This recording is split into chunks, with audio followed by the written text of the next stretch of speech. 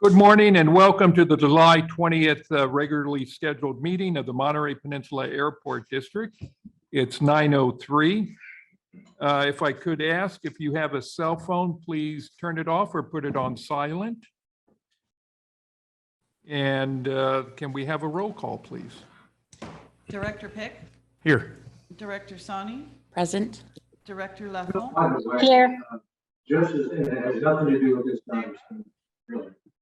What? Was it for me? Yes. Yeah. Something Chair going Miller. Are on. you here? Might be. Yep, he's here. Okay.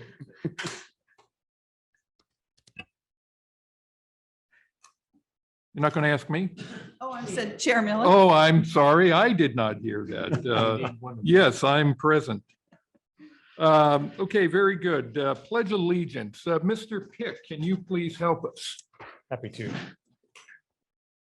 I pledge allegiance to the flag of the United States of America and to the republic for which it stands, one nation, under God, indivisible, with liberty and justice for all. Thank you. Communications and announcements. Does any member of the board have an announcement they wish to make?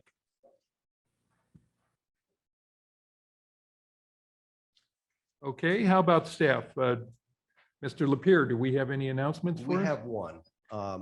At the conclusion of the board meeting today, assuming we can get done before 2 o'clock, Mhm. we'd like to take any interested board members on a quick tour of the new Gate 1, which is our outdoor seating area for post security.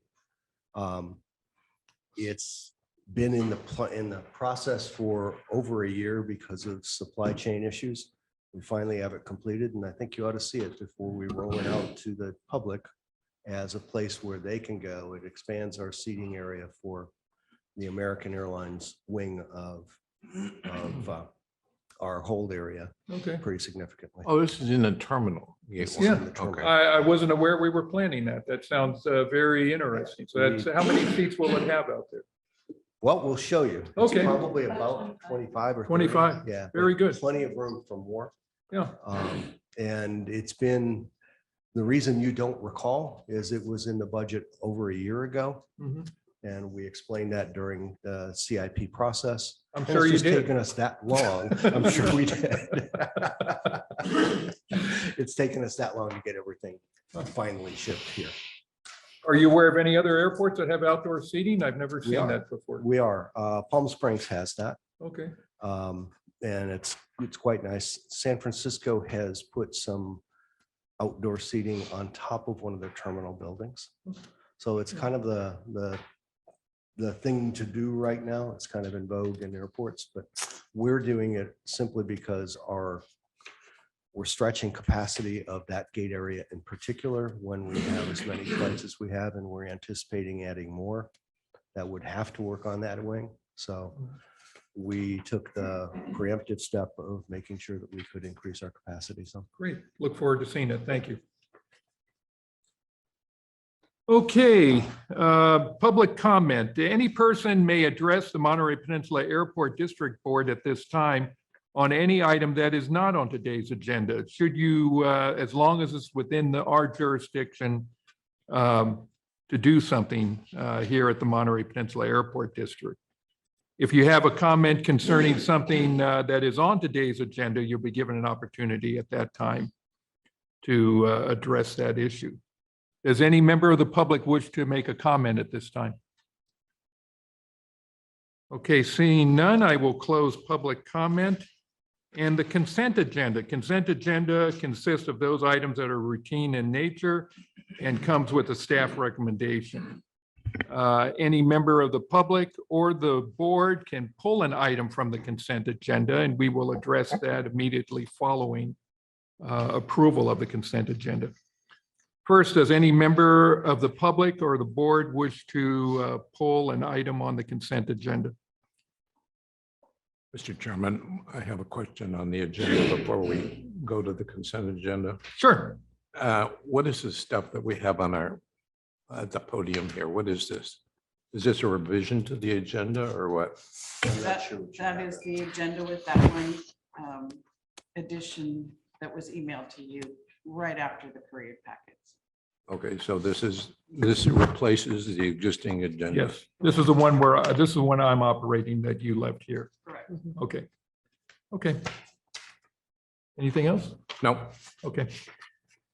Okay, I will entertain a motion to approve the consent agenda. So moved. So moved, second. Okay, we have a first and second. Can we have roll call, please? Director Pick, Aye.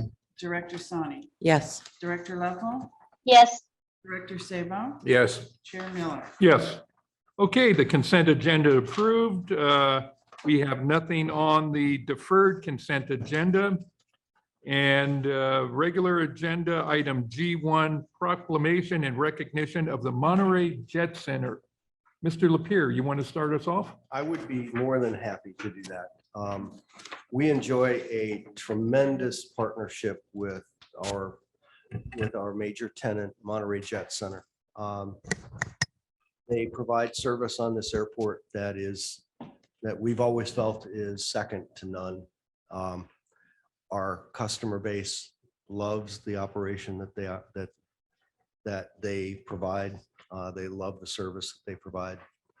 And the proclamation is in recognition of the industry saying that they like Monterey Jet Center and the service provided there as well.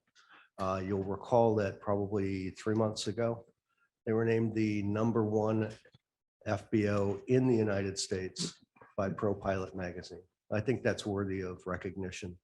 That's why we prepared the proclamation. We're going to ask the board to consider it and hopefully present it to the owner of Monterey Jet Center, Jack Van Valkenburg, and his general manager, Matt Wright, who are both here today. Okay, great. Well, let me read this and then I will give the Jet Center an opportunity to respond. Whereas Monterey Jet Center is a fixed-based operator that provides general aviation services at the Monterey Regional Airport, currently managed by Matthew Wright. Well, you got your name in here, Matthew. Did you write this by any chance?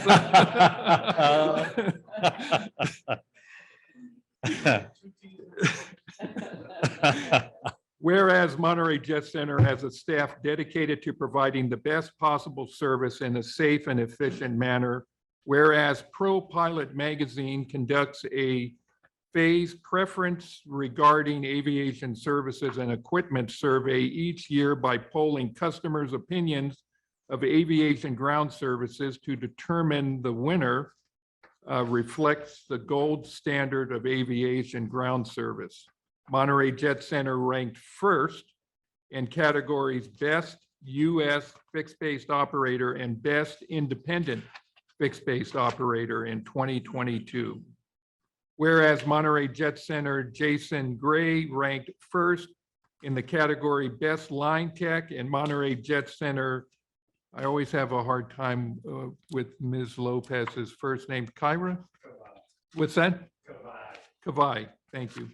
Ranked first in the category of Best CSR, which stands for Zemerson, thank you.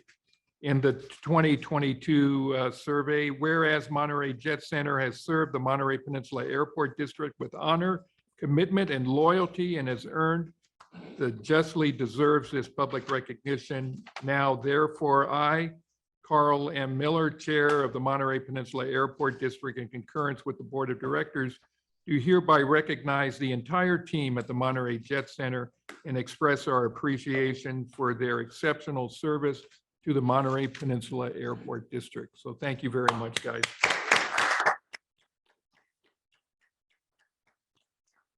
Now, who would like to talk first?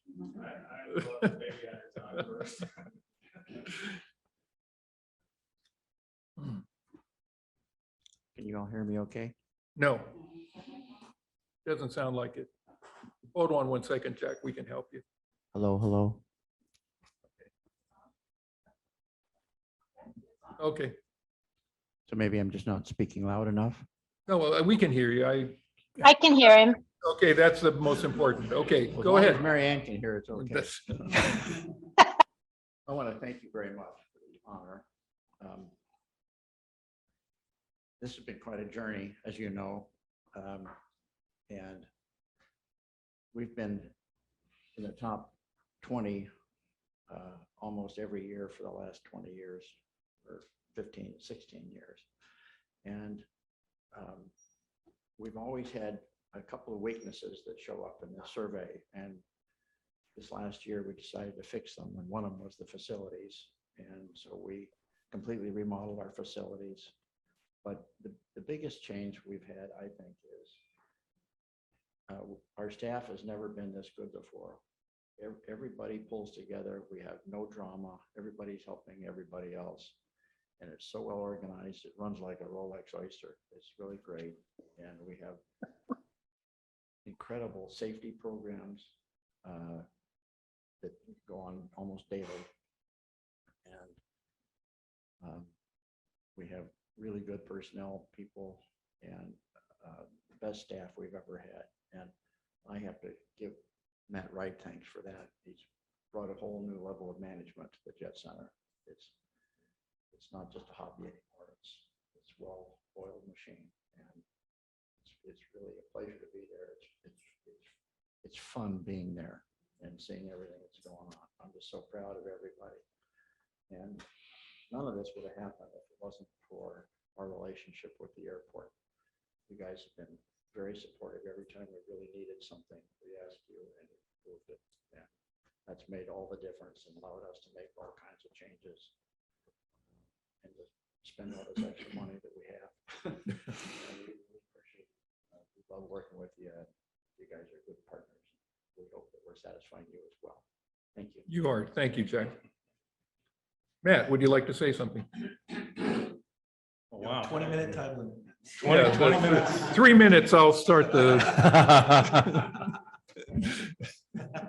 My reputation precedes me. or- just the lawyer in you. Yeah, exactly. Former. What?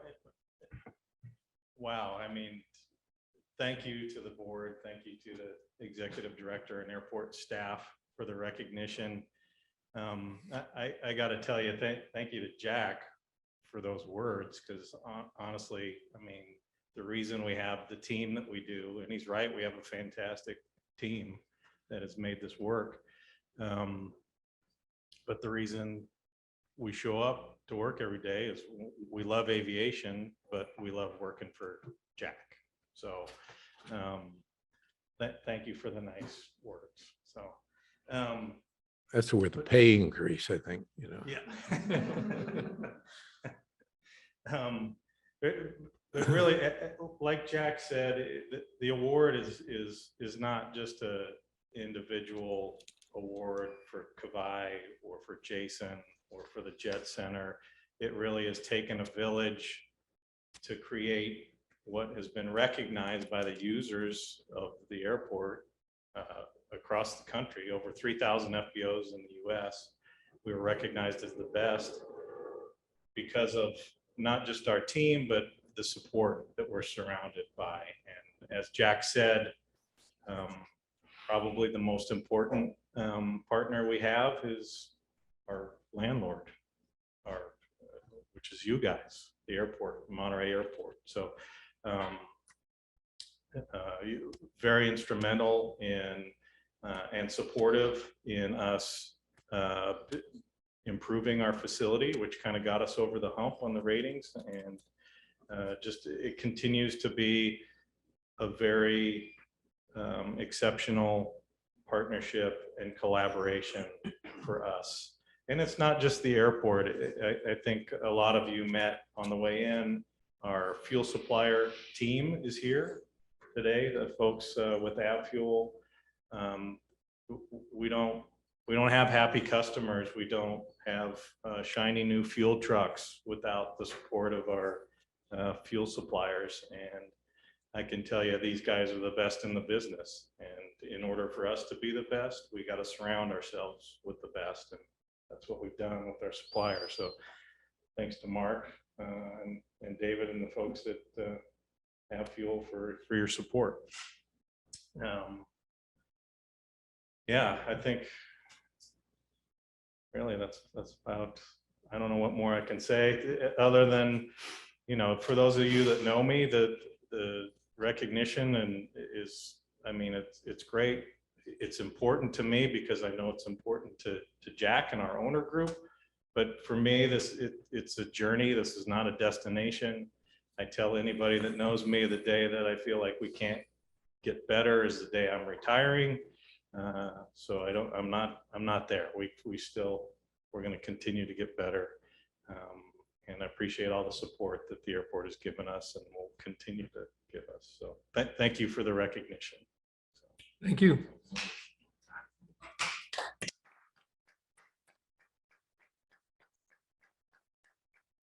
Okay, comments from the board. Director Pick, anything to say? Thank you, Chair Miller. Just well-deserved, best in class. It's great to be associated with you. Thank you. Thank you. Director Sani. Had the privilege of touring the new space. And in fact, I also peeked in there when you were amidst the construction and with COVID too. So thank you for making that investment and congratulations. Well deserved. Thank you. Director Leffel. I echo my fellow board members, and honestly, to have an operation as world-class as yours on our airport really means, I think, the most to our whole community. It gives us the access to other destinations because of your partnership with JSX. And we continue to get accolades because of you. So keep up the good work, and hopefully our partnership will go on for a long time. Thank you. Director Sable. Thank you, Mr. Chairman. My compliments to the Jet Center and Jack and Matt for the leadership you've provided.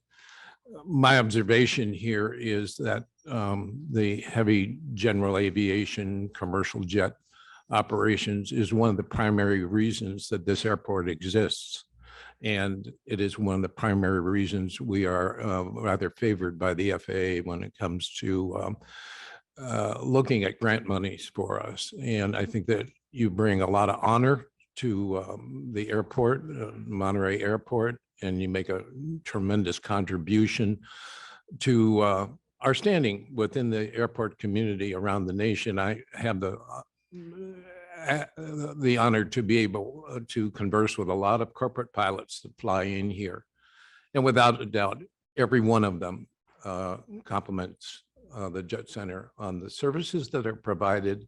I personally have experienced those services, and it brings great honor on the airport. So thank you for all the leadership you provide, and to the staff that you have hired. We really do the work. We know about both of you, but the staff is really what performs the day-to-day activities. And we're very grateful to have you, along with Del Monte Aviation, who is also one of the leaders in the industry, but you far surpass everybody else in the business. So thank you very much for what you do for us. Thank you. Well, what can I add to those accolades?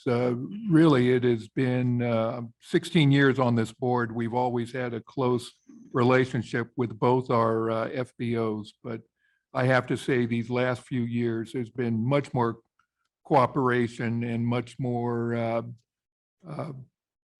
working together towards bettering this airport, and I appreciate that. When I first came on this board 16 years ago, I seem to recall you were #1 at that time too. Was that, so it was 16 years ago. And now here you are #1. I hope this isn't bookending my career here at the airport. I am up for re-election. But it's long overdue redoing this honor that you have. A press release was put out on this, correct? I'm trying to, I don't remember seeing anything in the Herald on this. It'd be great if we could put something out. Oh, that's too bad, because this is a pretty special honor, but it is known in the industry, so thank you for everything you do. Mr. Lapierre, I'm saved the best for last. I'm sure you have a few words to say. You know, I do. Thank you. Can't hear you, Mike. Can't hear me.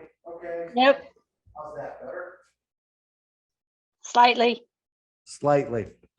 I'll explain the mask.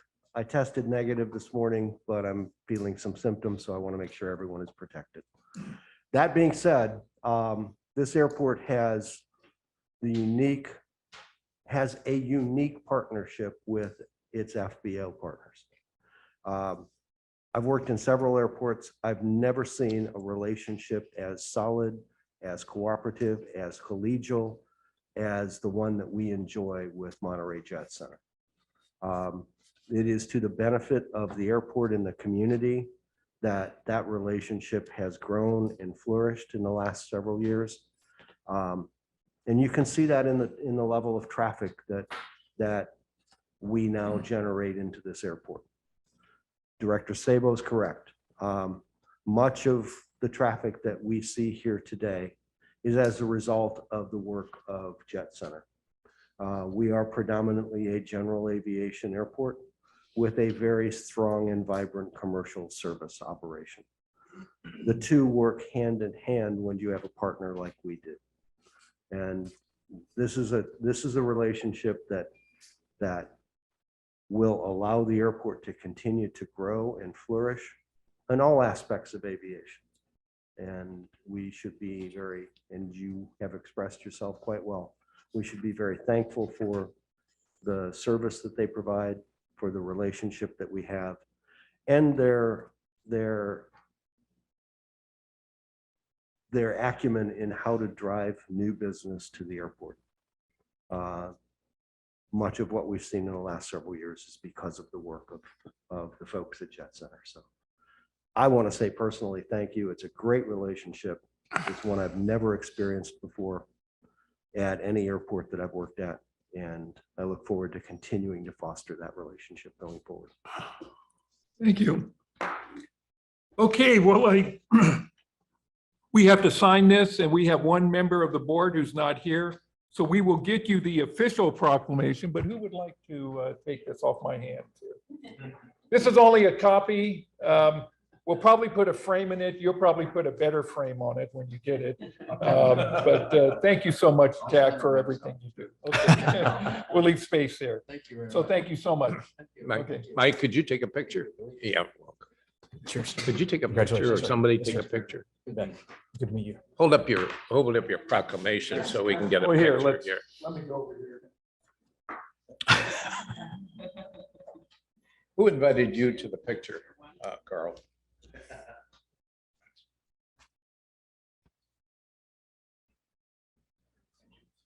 Thank you.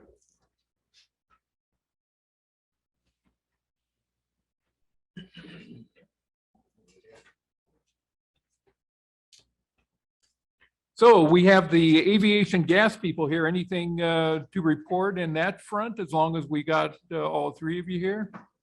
It's been a challenging time this past year, especially with the energy prices, the crude oil prices, the market swings.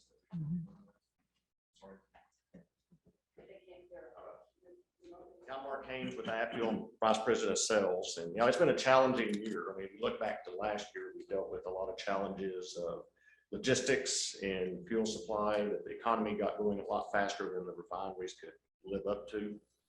And we look at this year, that the fluctuation in the prices, we've seen a big movement in crude oil price, but we've even seen a bigger movement in the refined market. So we're not dealing with just a shortage of crude, we're also dealing with a worldwide shortage of refined products as well. It'll be interesting to see what happens as we get into the fall in Europe in the winter months, natural gas prices that they're going to experience, the heating oil prices, what that's going to do. I think that we're still in for a long ride of $100, $120 crude oil. I think we're going to be in a long ride for $50, $60 crack spreads, which that's the profit refineries have. Typically, if we look back to previous years, 40 years, 30 years, crack spreads have run in the $18 to $20 a barrel range. Hmm. Refineries are making a lot of money right now because there's just so much worldwide demand for the markets and things. So it's out there, and we work hard to keep everybody flush with fuel and wet. And the trucking industry has been a challenge, and we got a big event happening up here in the middle of August. So we've been planning with Matt and our sales team to make sure that fuel supplies there, the trucks are there, and that's what we excel at. So we're just glad that great to have a partner like Monterey and how they simplify, such a first-class facility, and it's fun to see. And I will tell you, we see a lot of FBOs every day. We supply over 700 FBOs fuel across the US, and they rate up there at the top. So thank you, guys. Very good. What about biofuel? Are you handling that? We are. So we're very active in that. So there's 2 locations in the US right now that's got what they call SAF, Sustainable Alternative Fuel. It's a renewable. So Neste out of Helsinki brings they're using used oils and fatty acids and things, and they're shipping that to Houston, where they make the meat product with it. And then they take the meat and barge that back over here into the Bay Area. And Monterey's been a great advocate of selling SAF, and they're really one of the only FBOs out there that actually segregates the SAF, where when a customer comes in, they're truly getting a 70%, 30% blend of SAF. And I said that backwards. It's 30% of SAF and 70% jet fuel. But they've been marketing that. And so then the other location, there's a World Energy down outside of Los Angeles that's making SAF as well. But if we look across the board, I was showing Matt that yesterday, that we look back to 21, we were at about 10 million gallons of SAF. We're going to be, the trend's going to be 200 million gallons of SAF this year, whereas we get to 2025, the expectation is to be 1,400,000 gallons of SAF in the marketplace. There's a lot of traction out there. There's a number of refineries that are converting from carbon fossil fuel into the renewables. And it's all from, if we look at this, from a seaweed to wood pulp. There's some groups out in the Oregon area that's going to use wood pulp to do their stuff. So there's lots of avenues that this is taking, and we're interested to see over the next 36 months how this really develops out there. And I really feel like that, even though the projections say 1.4 billion by 2025, I really think they'll be closer to 2 billion in that number, because it's really a lot of traction out there right now. So How about unleaded fuel for general aviation that aircraft? one is still happening. I mean, so it's still a challenge. There's still not a great replacement for it. There is some unleaded avgas out there, but it's only for the smaller engine. So if you've got a Cessna 172 or a Husky or a Hopper Cub or something like that, it runs great on that. But when you get into the airplanes that use the majority of the avgas, under low-layer Bonanzas, Barons, and 414s, the drop-in that they've got some specs out there on some, but there's a lot of in-road fighting, of who's going to take the product and do what they can.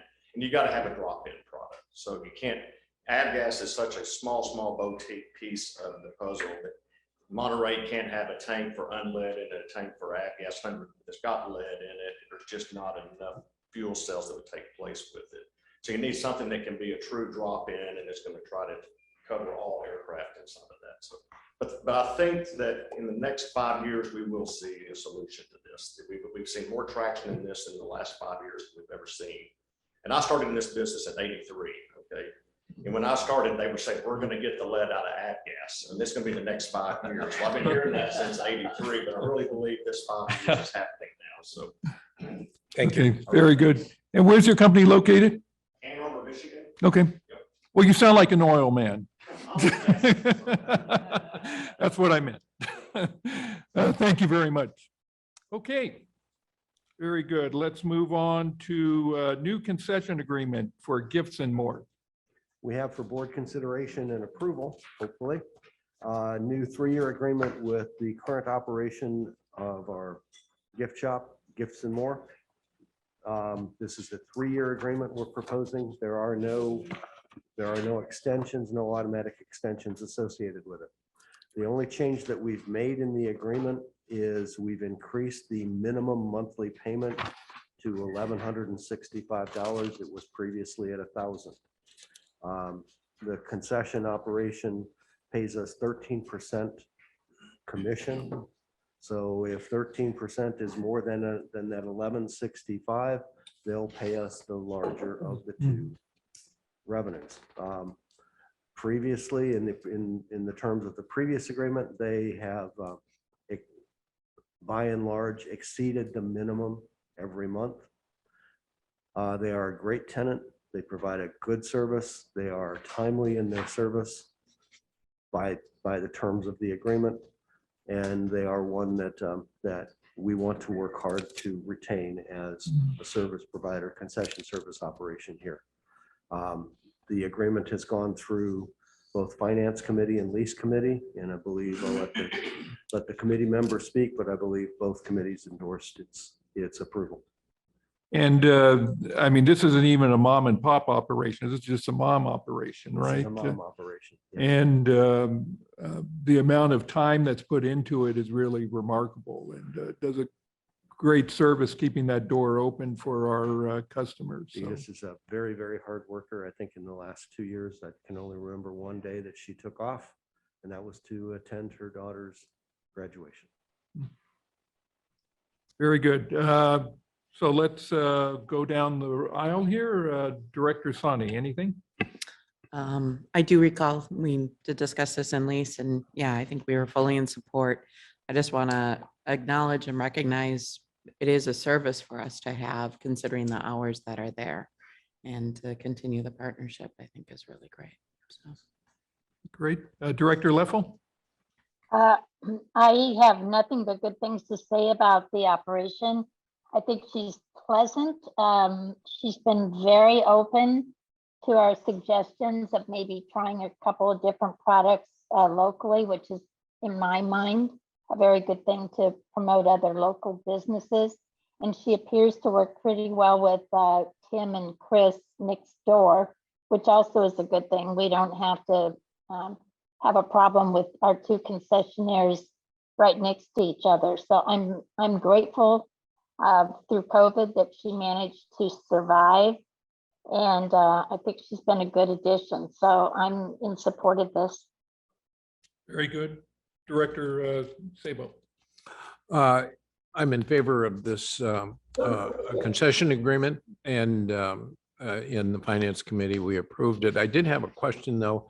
What has been the experience of staff for the on-time opening of the gift shop on a daily basis? She has been much more responsive in that regard than most any other tenant we have. Oh, good. Yeah. All right. Well, thank you very much. I support the motion. Okay, great. Director Pick? Thank you, Chair. I have heard great things about the tenant, and the agreement looks terrific. Okay, very good. I will entertain a motion to, well, public comment. Any member of the public wishes to comment on this? Okay, thank you, Mike. I will entertain a motion to approve the contract. So So moved. Okay, we'll give Director Sabo the motion and seconded by Director Leffel. Can we have roll call, please? Director Pick, Yes. Director Sani, Yes. Director Leffel, Yes. Director Sabo, yes.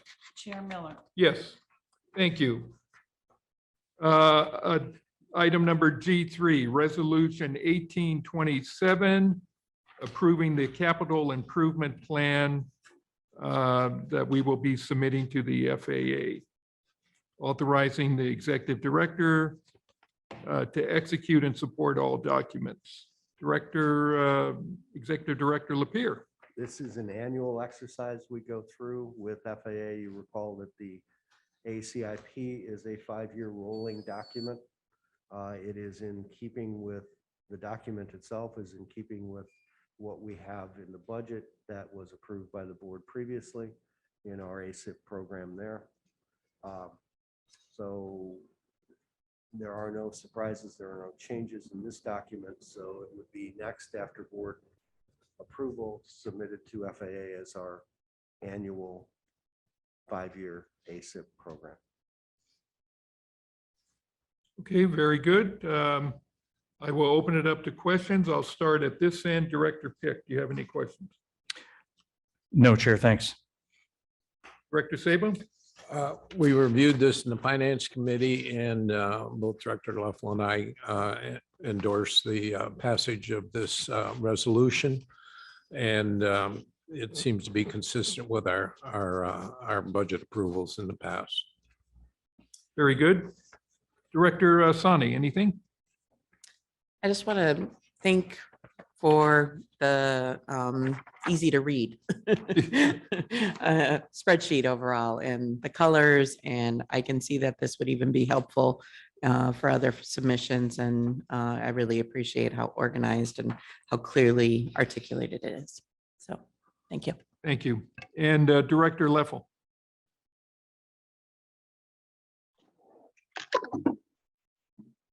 Totally like it. We can't hear you. You're breaking up. Hear me now?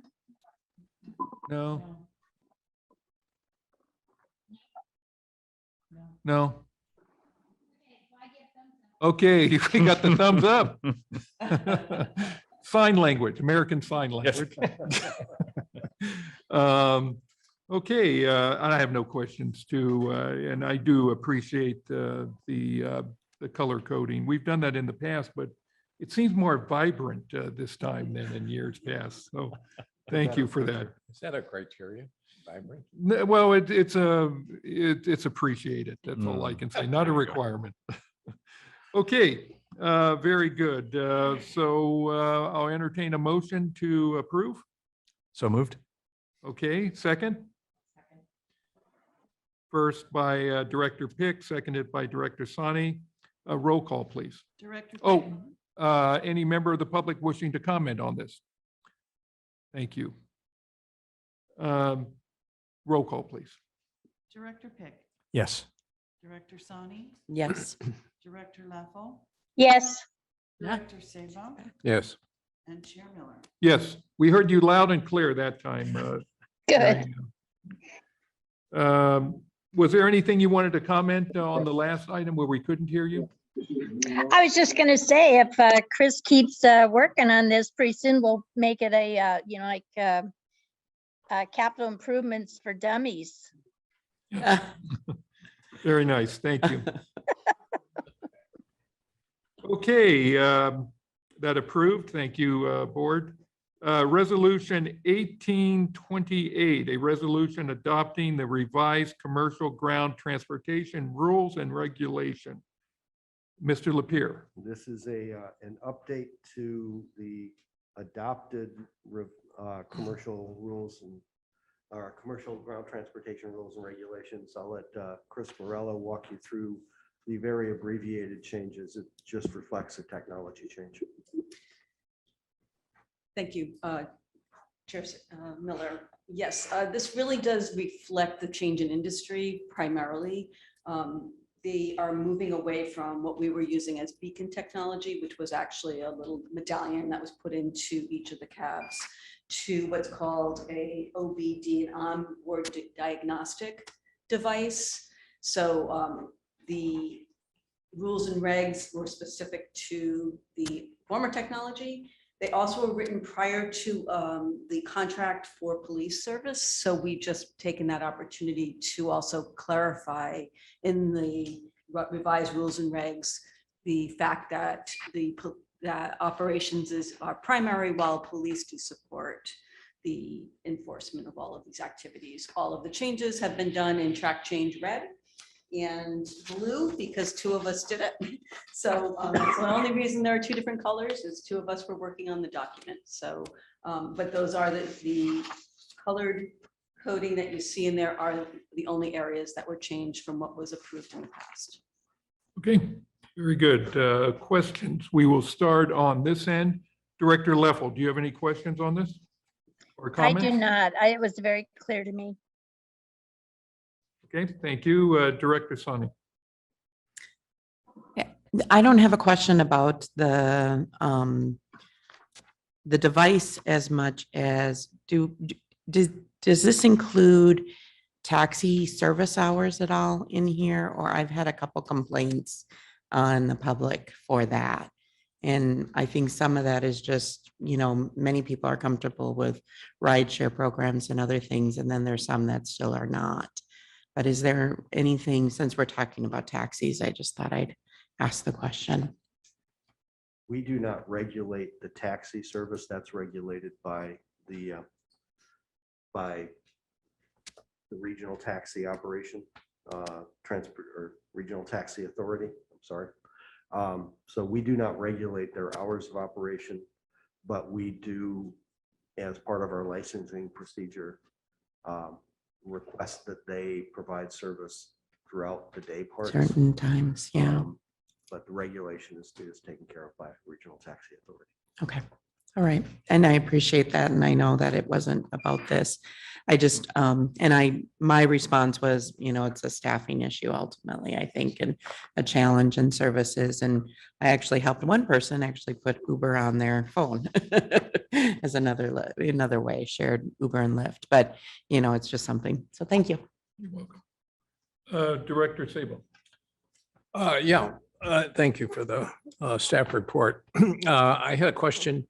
In taking the police out of the operations of this and inserting the operations department, how is that going to work? And given that the police are on scene downstairs, I'm not exactly sure how they operated before, but what's the operations department going to do to replace whatever the police were doing before? It was really a language change. We talked about the police being staff. So we've just adapted the language to reflect that they are no longer staff, they're contract service. So it really was just a language and operational change on the way our structure is currently. They still support everything that is done. They're still in there as a support service. The police. The police are, correct. But operations are the day-to-day people that the taxis come to get the devices, to register, to fill out their applications. So it really was just reflecting the way our structure now exists as far as our staff. I'm just demonstrating my ignorance of how the police, did the police actually do something in terms of enforcement down in front of the airport Everyone here? does enforcement, police and operations all do enforcement on the curb. So for example, right now it is our new fiscal year. So as of July 1st, everyone is required to come in and get their new permits. And after this, they'll have to come in and get this new device as well too.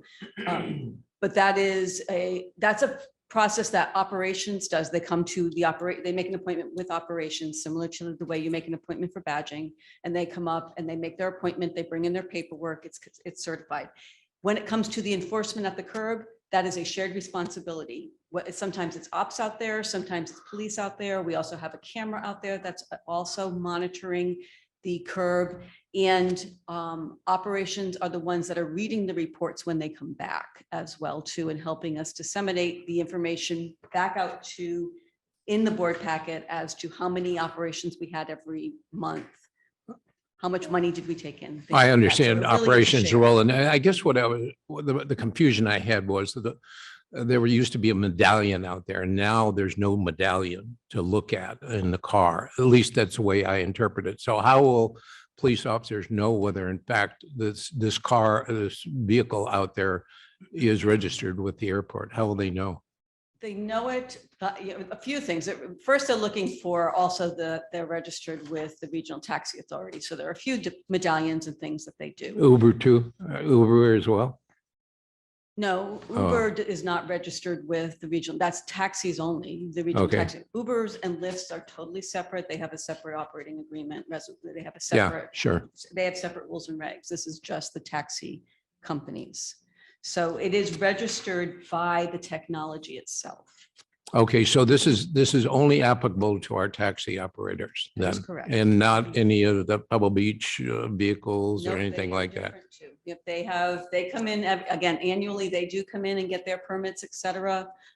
They get their registrations, but this is specific to the taxi. But there is something that police can look at with all of these vehicles that indicates that they have registered with the airport. They can That's kind of where I'm monitor. going. Okay, Yes, all yes, right. there is. The other question that I had was in the staff report on impact and revenues, it indicates that the cost of this thing is $2,900 per month, which is similar to our existing expenditure, which is only $2,000 a month. What's the difference here? You know, $2,900 versus $2,000 a month. This past year, we were getting a discount.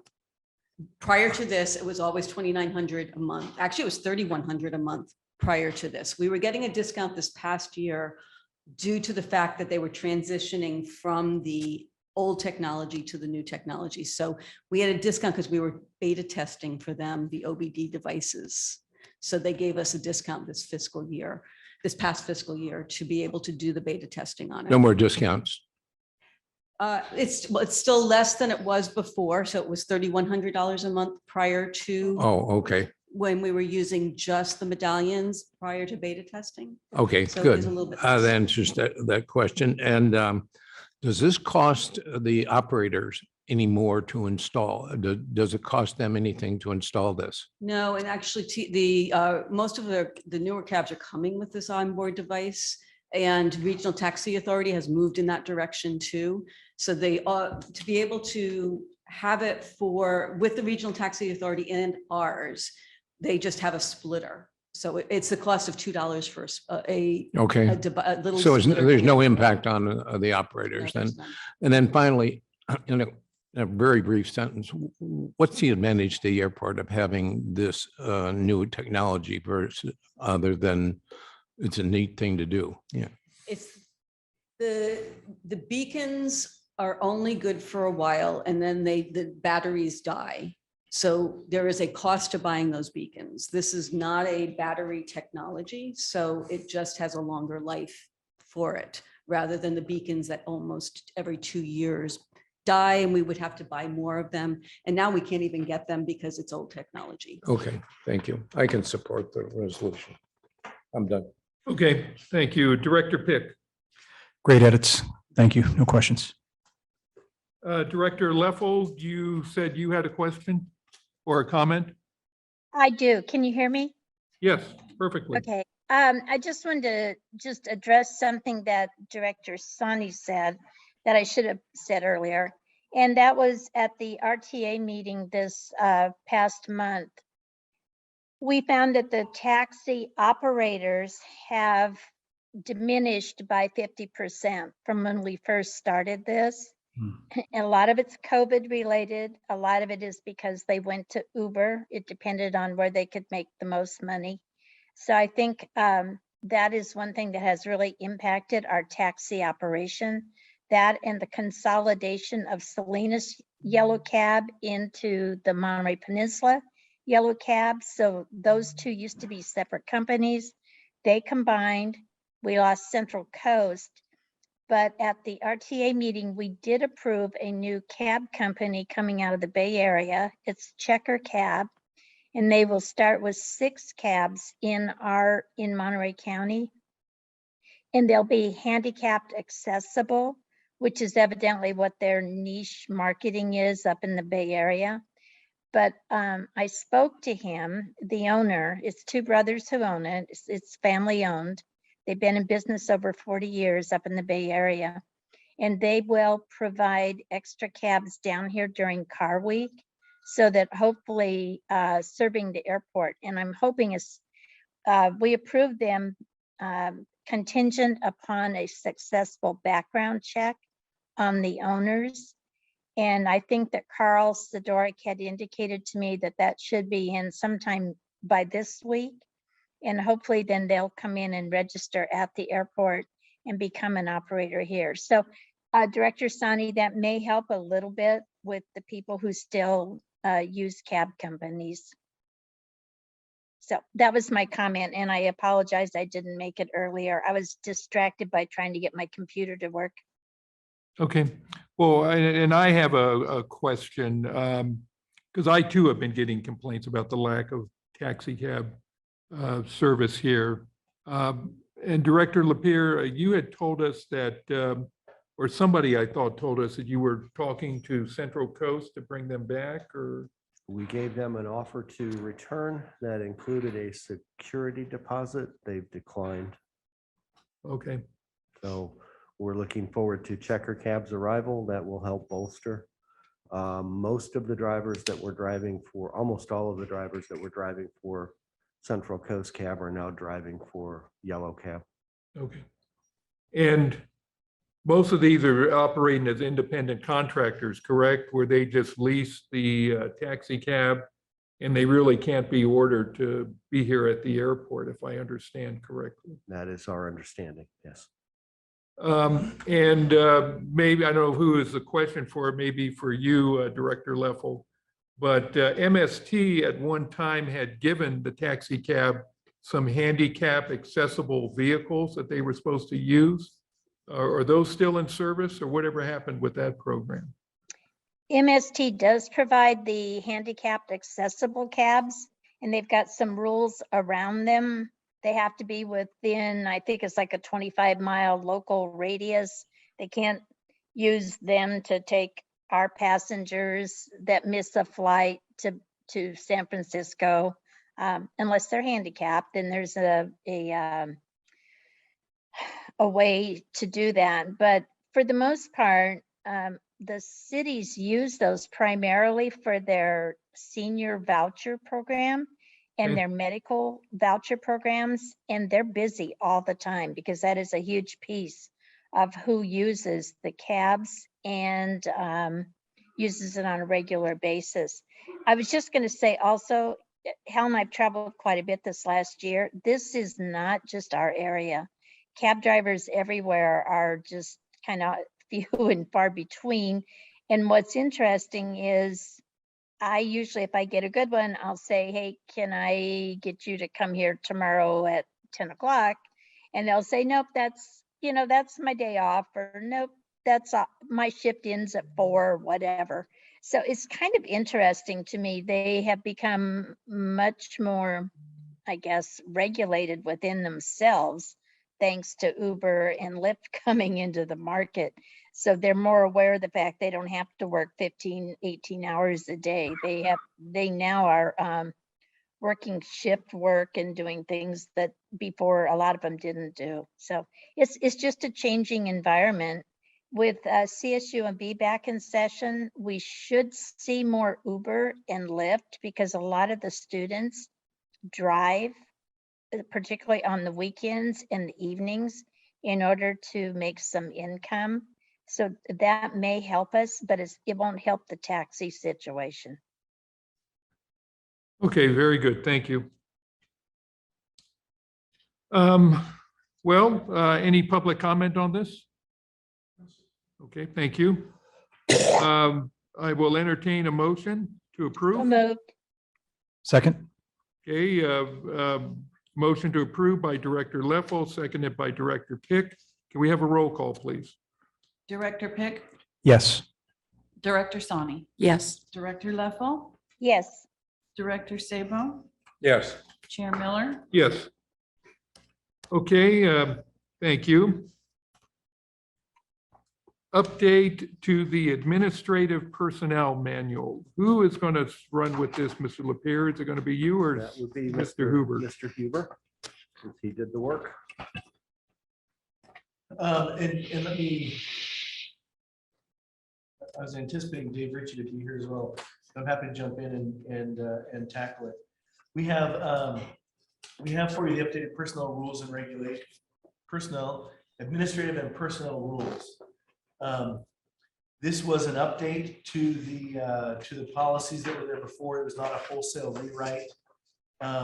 Many of the modifications that have been included are those that were suggested by various board members at various times.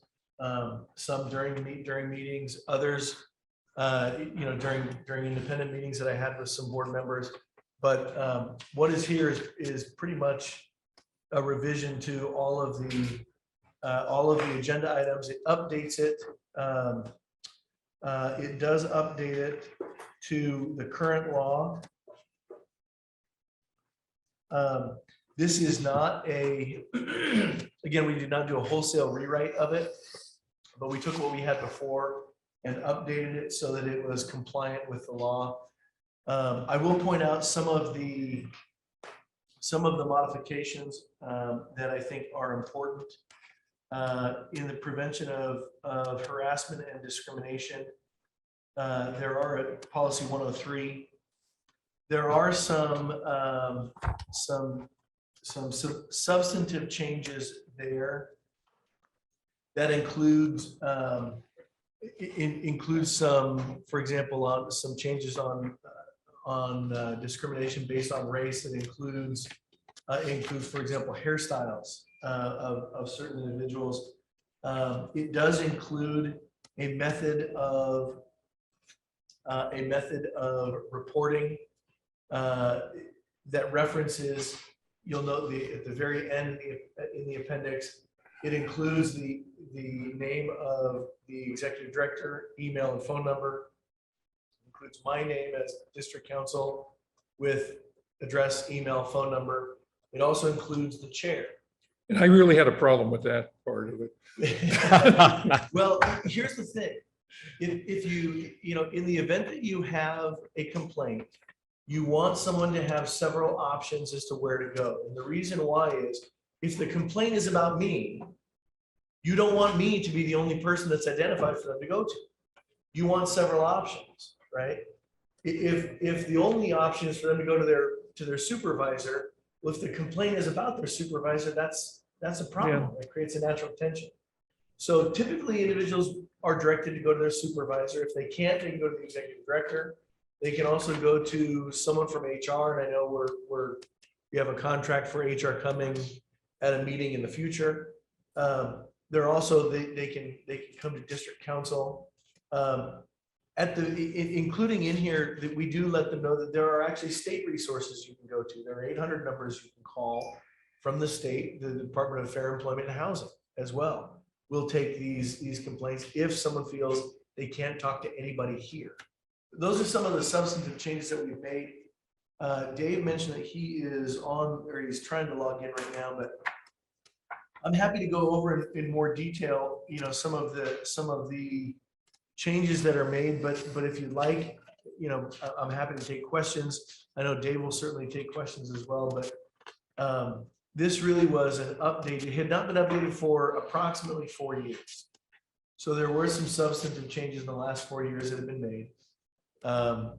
And so this is, anyway, this is the updated personnel rules, you know, rules and regulations that we give to every employee. They do sign a form saying they acknowledge that they get it and that they acknowledge that they'll comply with the terms of it.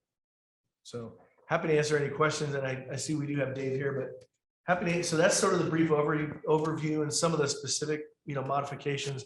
Happy to answer any specific changes or questions you may have.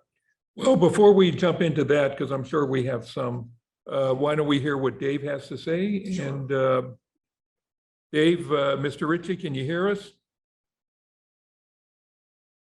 We see your lips moving, but we can't hear you. Thank you. I had mute on.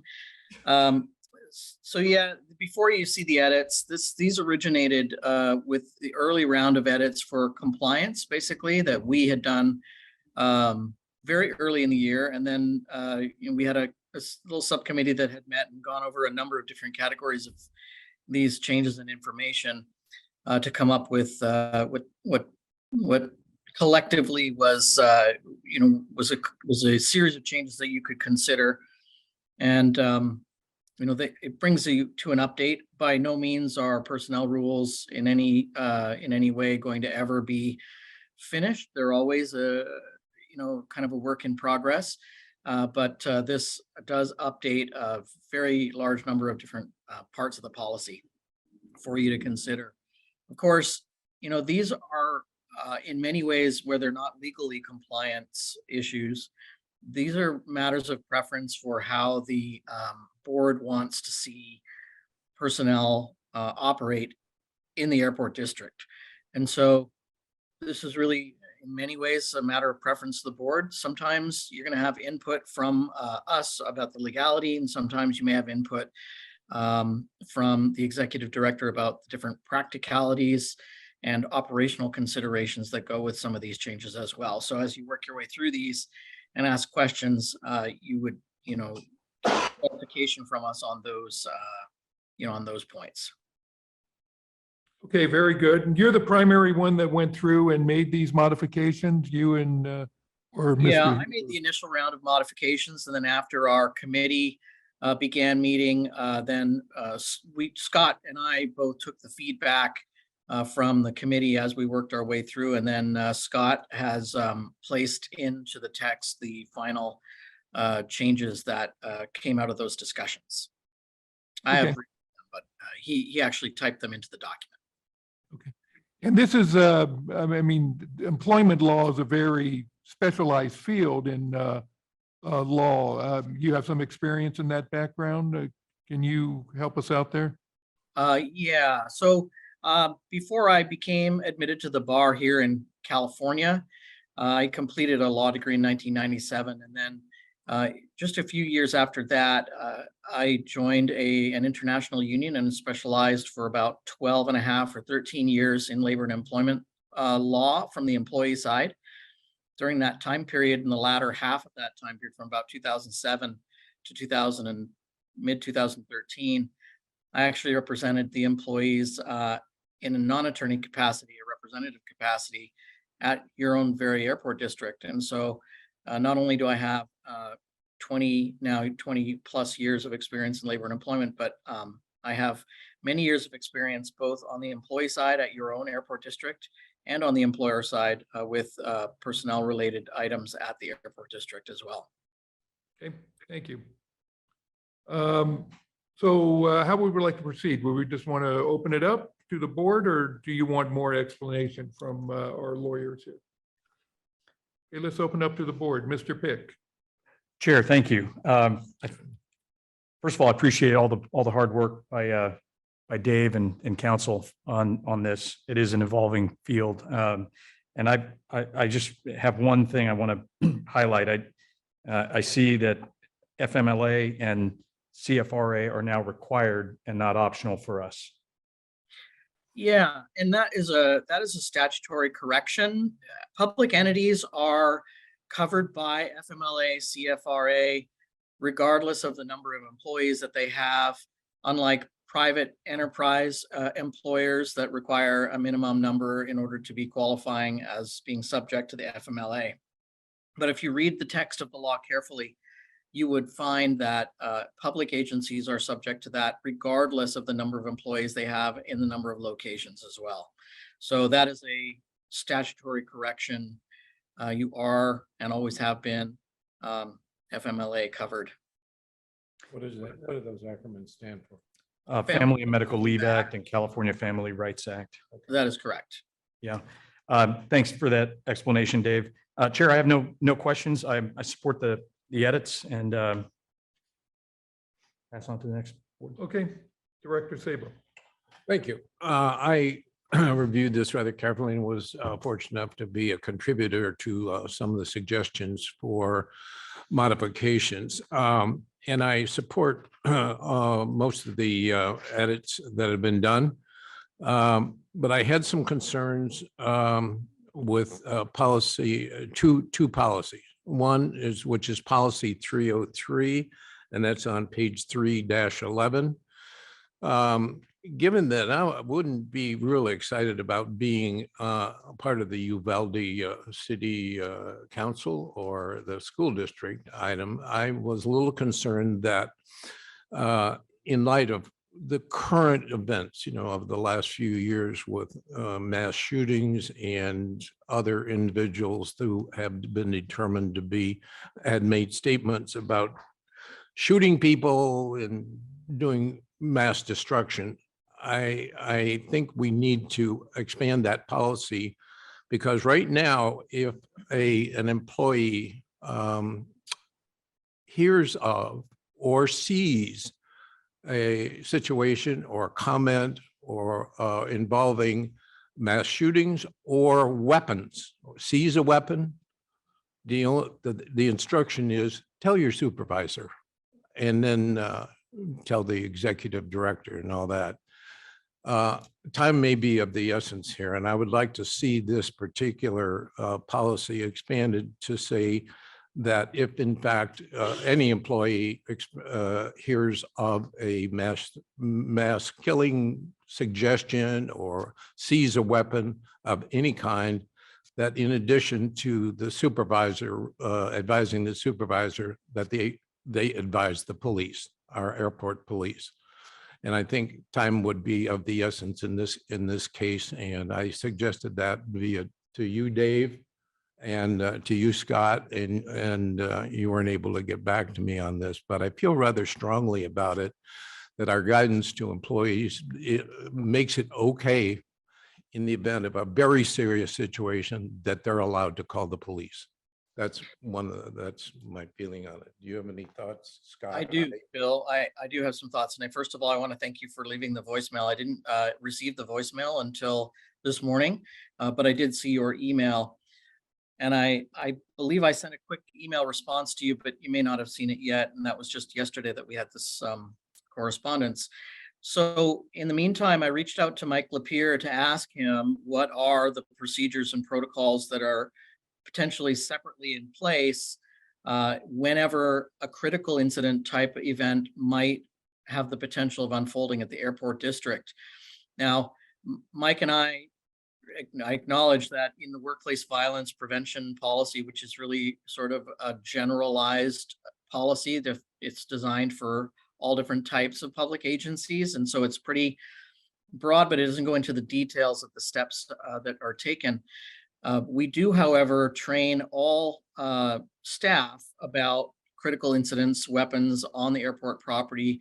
And there is a specific set of protocols that our staff are trained to run through whenever those occur. I'm going to let Mike just briefly touch on that, not to get into the exact individual protocols or steps that are taken, but it does go well beyond notifying a supervisor. It's an immediate response to 911, plus notifying the security teams at the airport, and then, the subsequent steps that normally will occur. And that includes whether it's a weapon being carried by an individual or a suspicious package or a device, or, like a bomb, for example, or what's suspected to be an explosive device might also trigger this kind of reaction.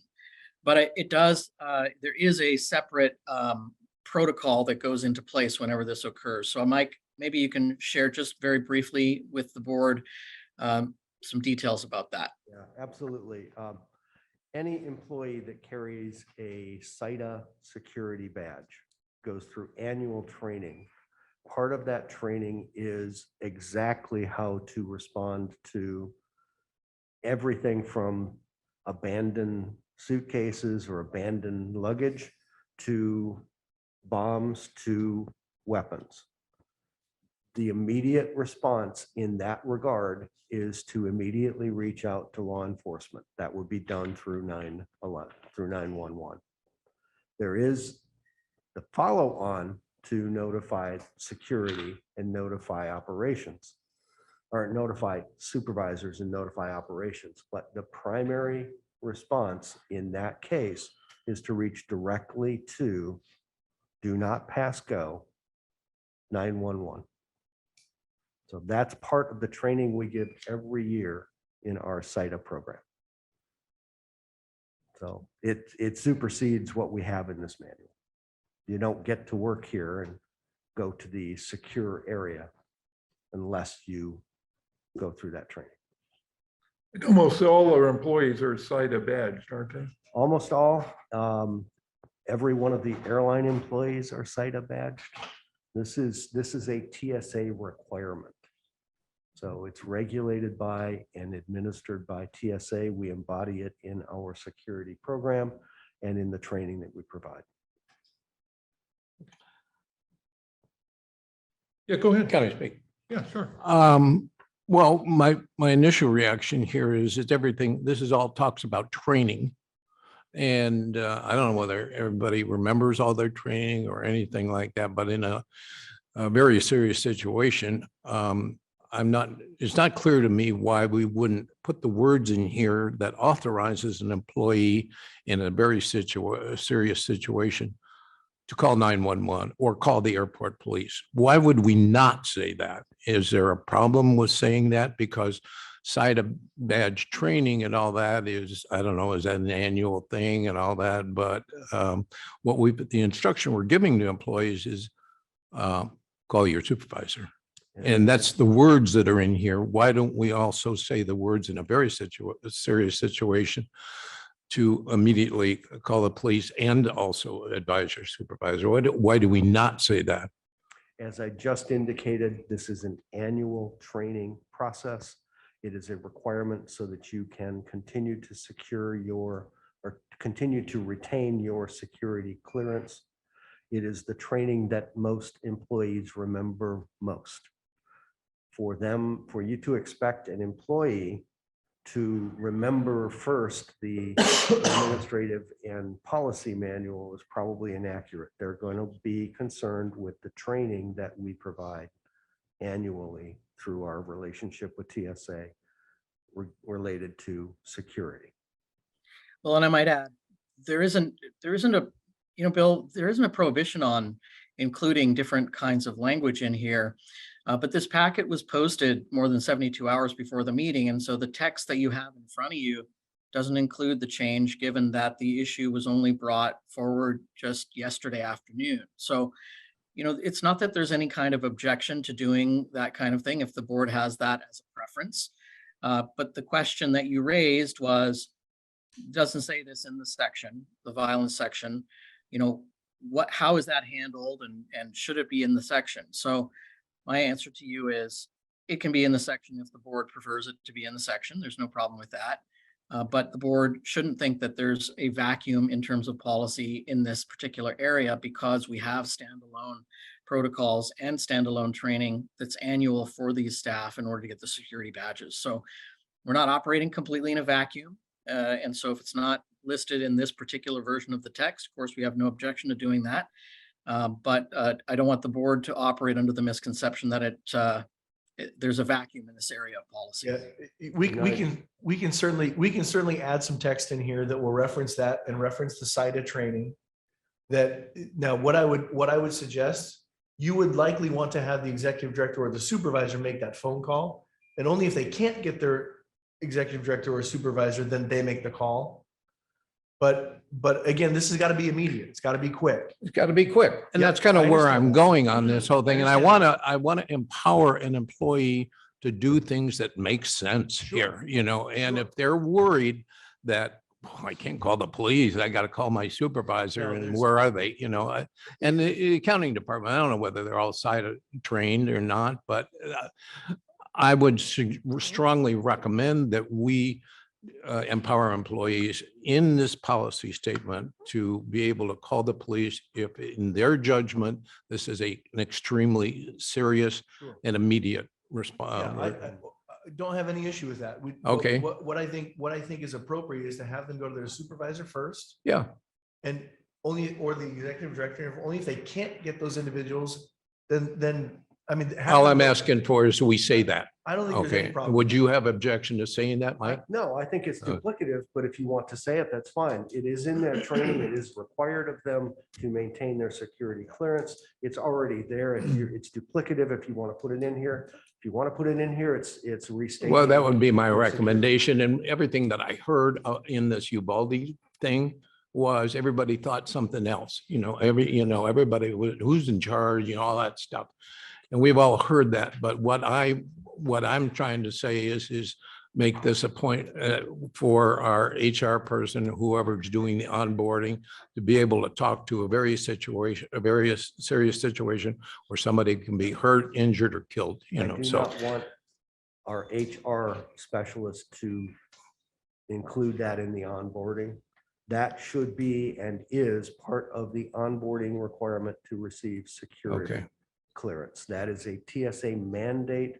I do not want duplicative statements or the risk of duplicative statements between what is mandated by TSA and what we say to the employee coming on board.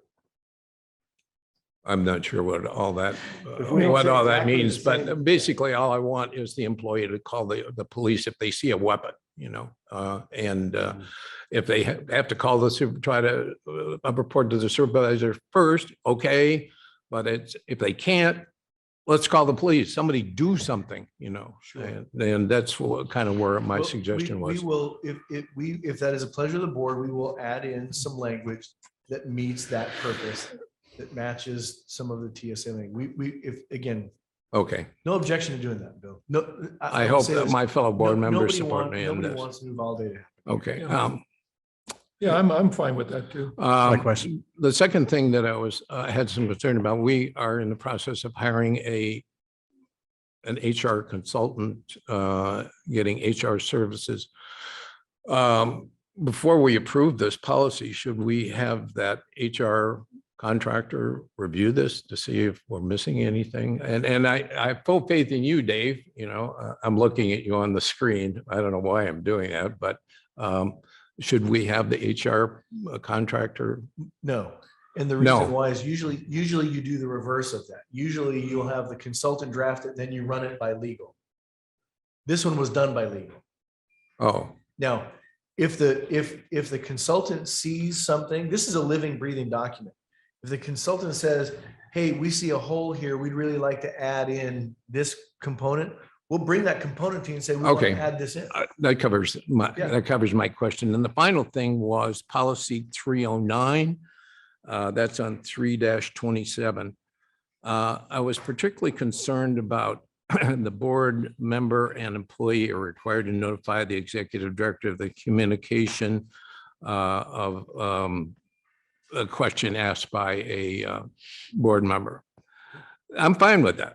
The additional sentence here, when a board member seeks clarification on policy-related concerns, especially those involving personnel, legal action, land acquisition, development, finances, and programming, said concerns will be referred directly to the executive director and or the legal counsel. I didn't understand that. And if I want an answer to a question regarding a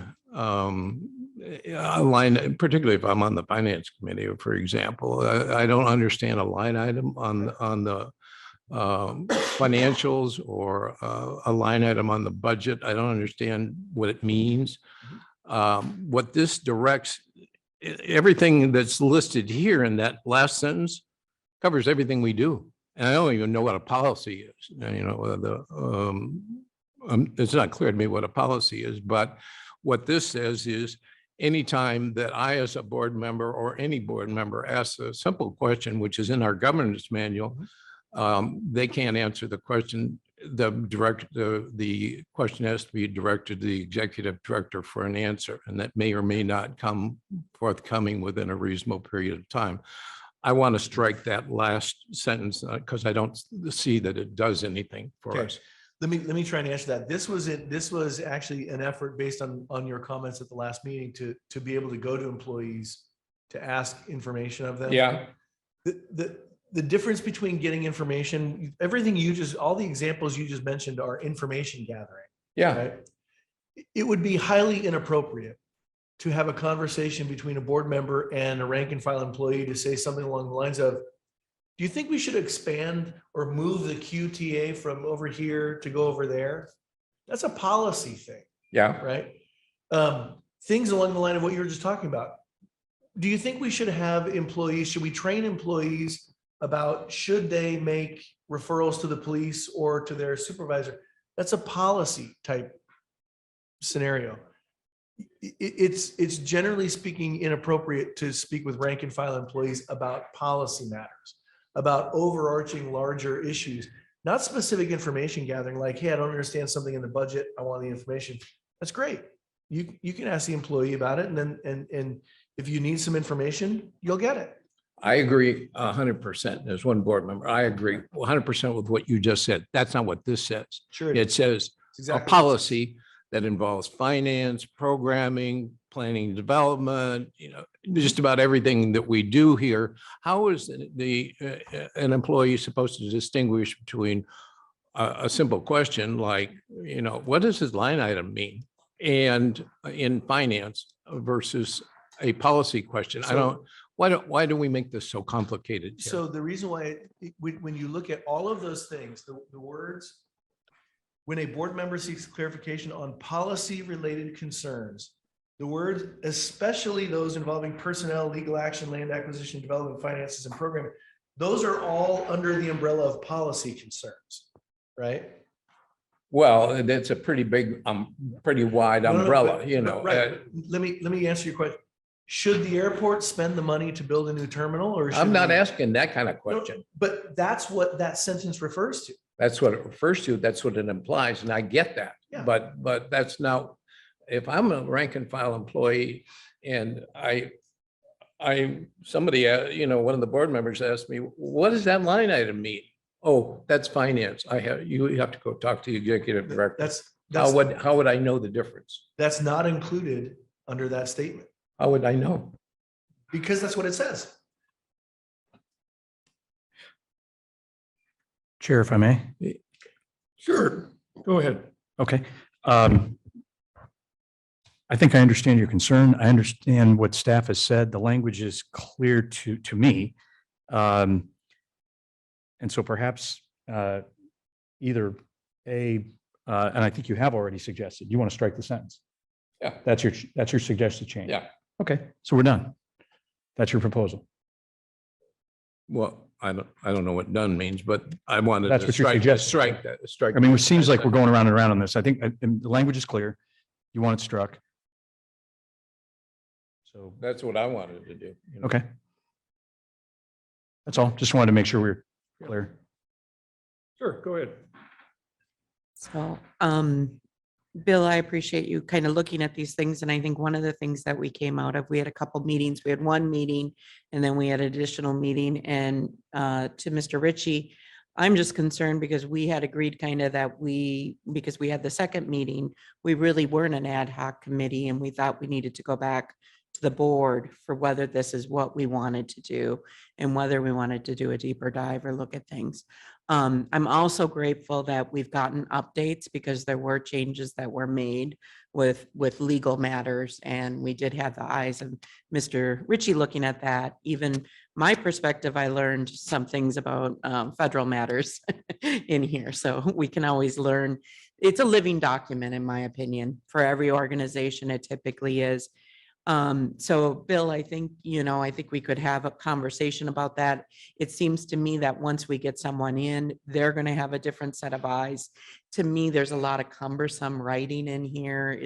It's wordy, but again, that wasn't our charter, or that wasn't our desire at that point. And so I think we as a board could have a conversation, and maybe it is once we've got the new person on, do we want to look at this further? Is this a good use of time ultimately? So, and, I think one sentence to Bill's point about the earlier item, that please follow all training that you receive, from TSA, that trumps everything in my opinion. And obviously when you go to training like that, you're given that, knowledge ultimately, I think. So just my thoughts. Yeah. And to your concerns, Bill, I hear what you're saying. I don't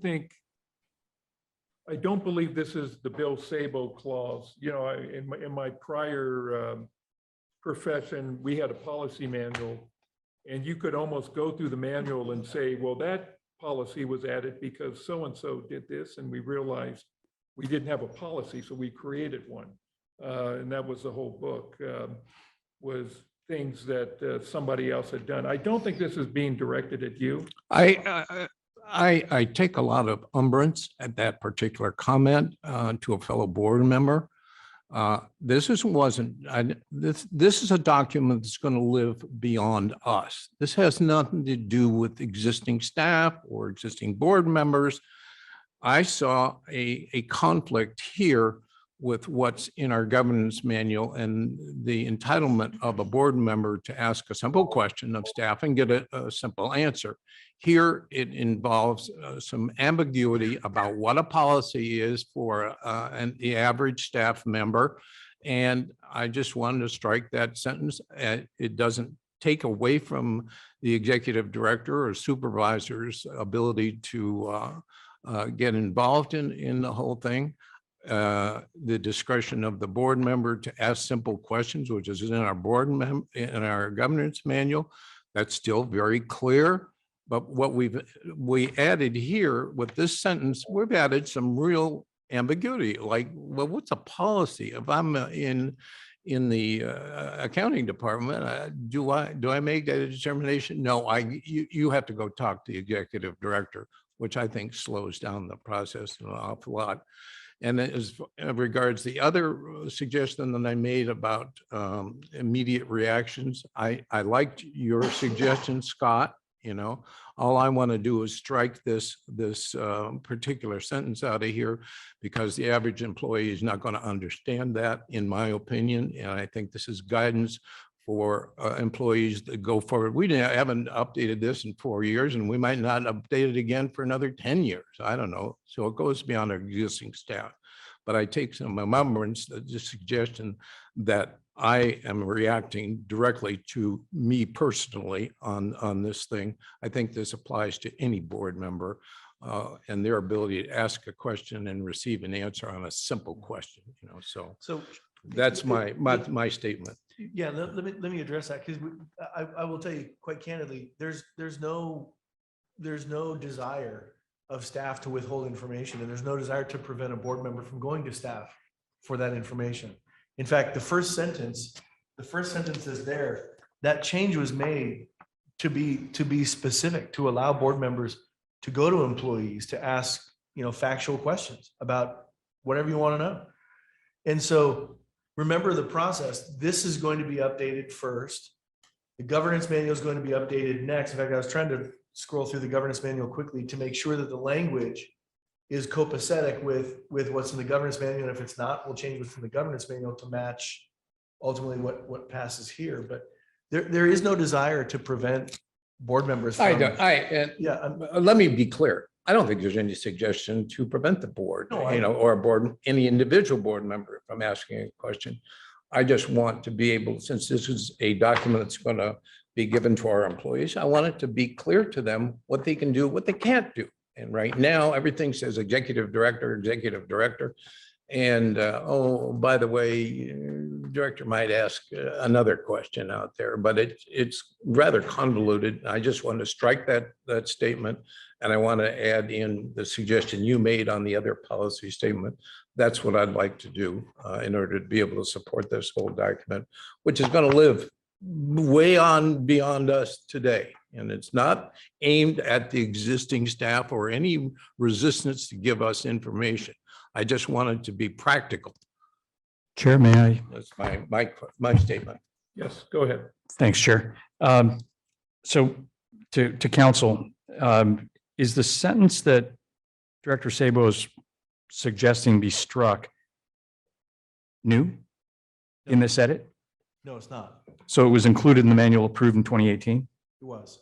Okay. What has changed is the first sentence, which specifically allows and specifically does authorize staff members to talk to board members about factual matters and inquiries from. Exactly. Okay, that's what I thought. Chair, I'd call for the question.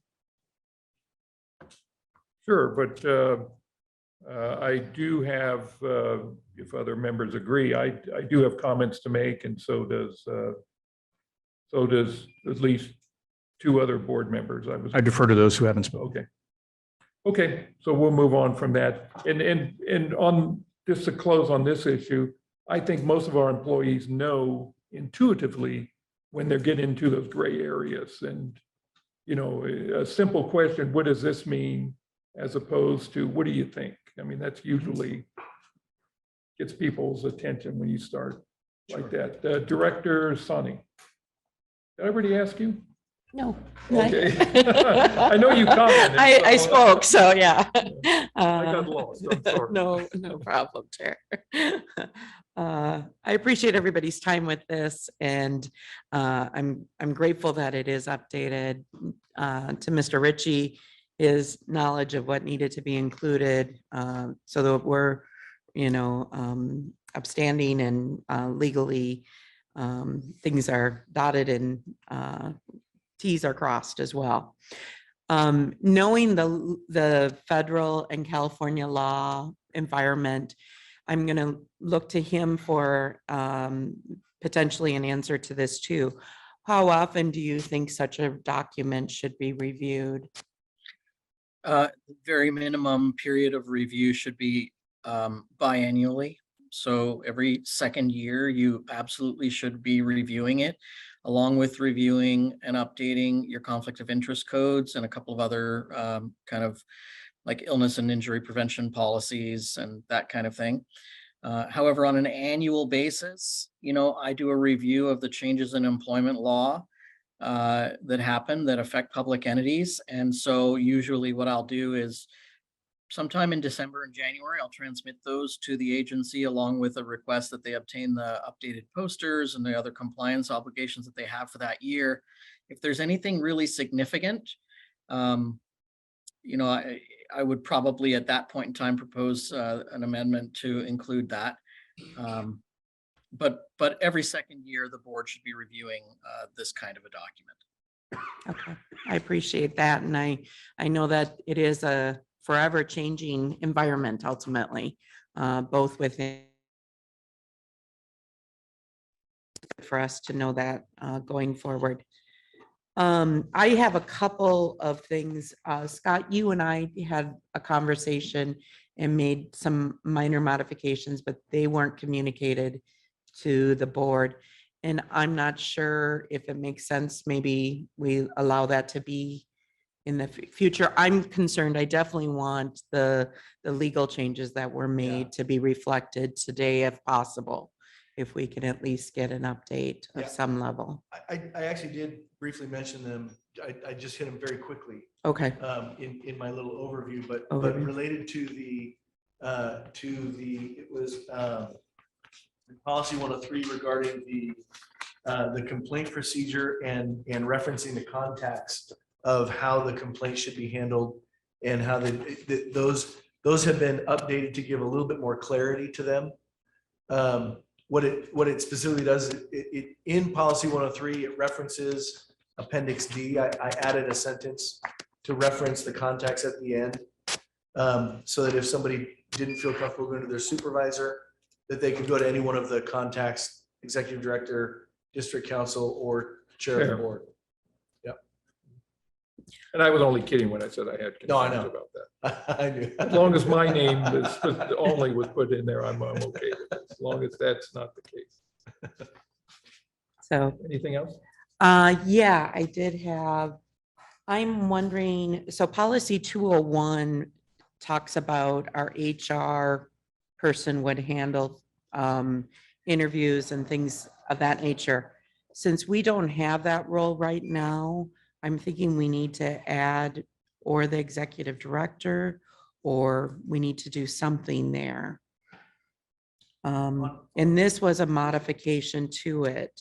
So 2.1, policy 201 and page 201. All pre-employment and employment eligibility screening is conducted by human resources or by a vendor to the district under the direct supervision as authorized by the board. So is that, I want to make sure the board understands. Is this what we're doing currently, or do we want to request that the executive director, handle this? Because I'm not sure that we want to be doing the pre-screening and things like that. Let me clarify a little bit. So it actually may be able to be modified to say all pre-employment and employment eligibility screening shall be conducted by human resources or the executive director or a designated. That last part where it says or by a vendor to the district under the direct supervision as authorized by the board of directors, the contract that we anticipate that you will sign or that you will approve related to the outside HR group will authorize them to conduct these pre-employment and screenings. And so that's that last part where it says as authorized by the board of directors. That's sort of a reference to the contract that will give them that authority. But to your point, it may be good to say as conducted by the executive director or his or her designee. Yeah, because I mean, we don't have a contract right now, so it's kind of, we're in no man's land with the way it's written. So if the board would agree to that, that would be, I think that would be best for us as a district. Policy 206, I also had a question. Are we, the reviews, the employee reviews, I had the question, was it done on anniversaries or at the same time every year? I read that it was done during the employee anniversaries, and I assume that's being tracked and handled. Is it the same review process for each job class, or is it different dependent upon? We have a different component that is involved for supervisory and management personnel. Okay, Same form with additional questions or additional evaluations Okay. required for that class of employee. We use the same form throughout. Great, great. On policy 224, how are reimbursements reviewed for the finance director and the executive director? And this is something when I was on the finance committee that we had kind of come up with.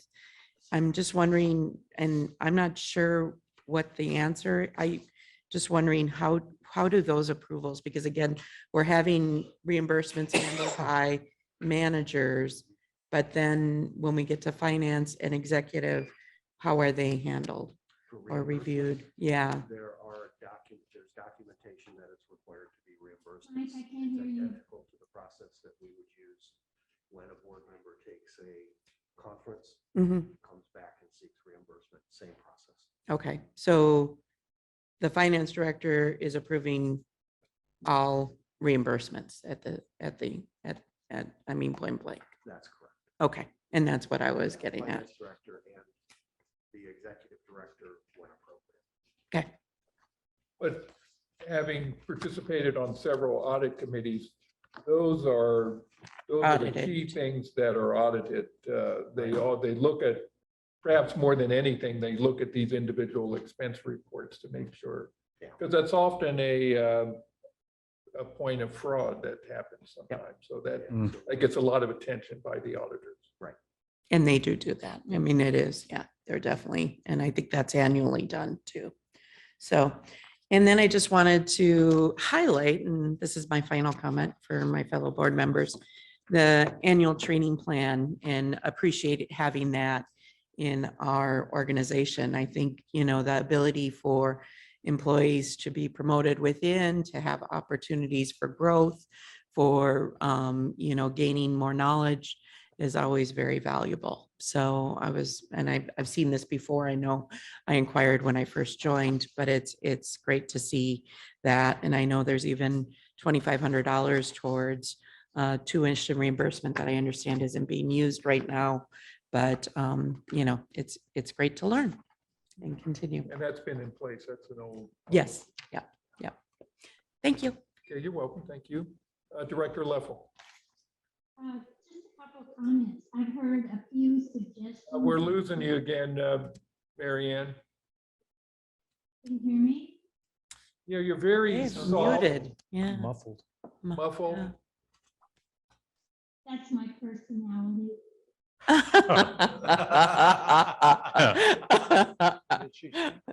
That's my I'm sure it was funny. What's that? That was my personality. No.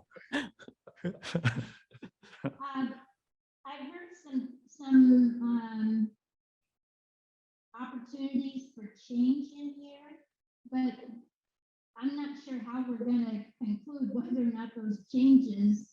Can I, a can couple you all of them- hear? Can I try and repeat what you said, Mary Ann? She's not intelligible. Okay, can I repeat? Because you're very soft. So some of us Yeah, are I having, don't know what to do with this. I've got house computer. and Yeah. it's not here. no, well, and I don't think it's a computer thing. I think it's your bandwidth, it seems, because you've it could be. come back and forth. You've come back and forth. Yeah, We'll I'm blame in the a fog. neighborhood that does not not allow small cell sites, so we don't have very good broadband. Well, let me try to recap what I heard you just say, and please, if you have more to say, I'll try and share that with everybody, but it will also be on the record with this. You're saying that there've been some suggestions made and you weren't sure of how we should proceed with that, or what's the best way for us to go about that. Is that fair?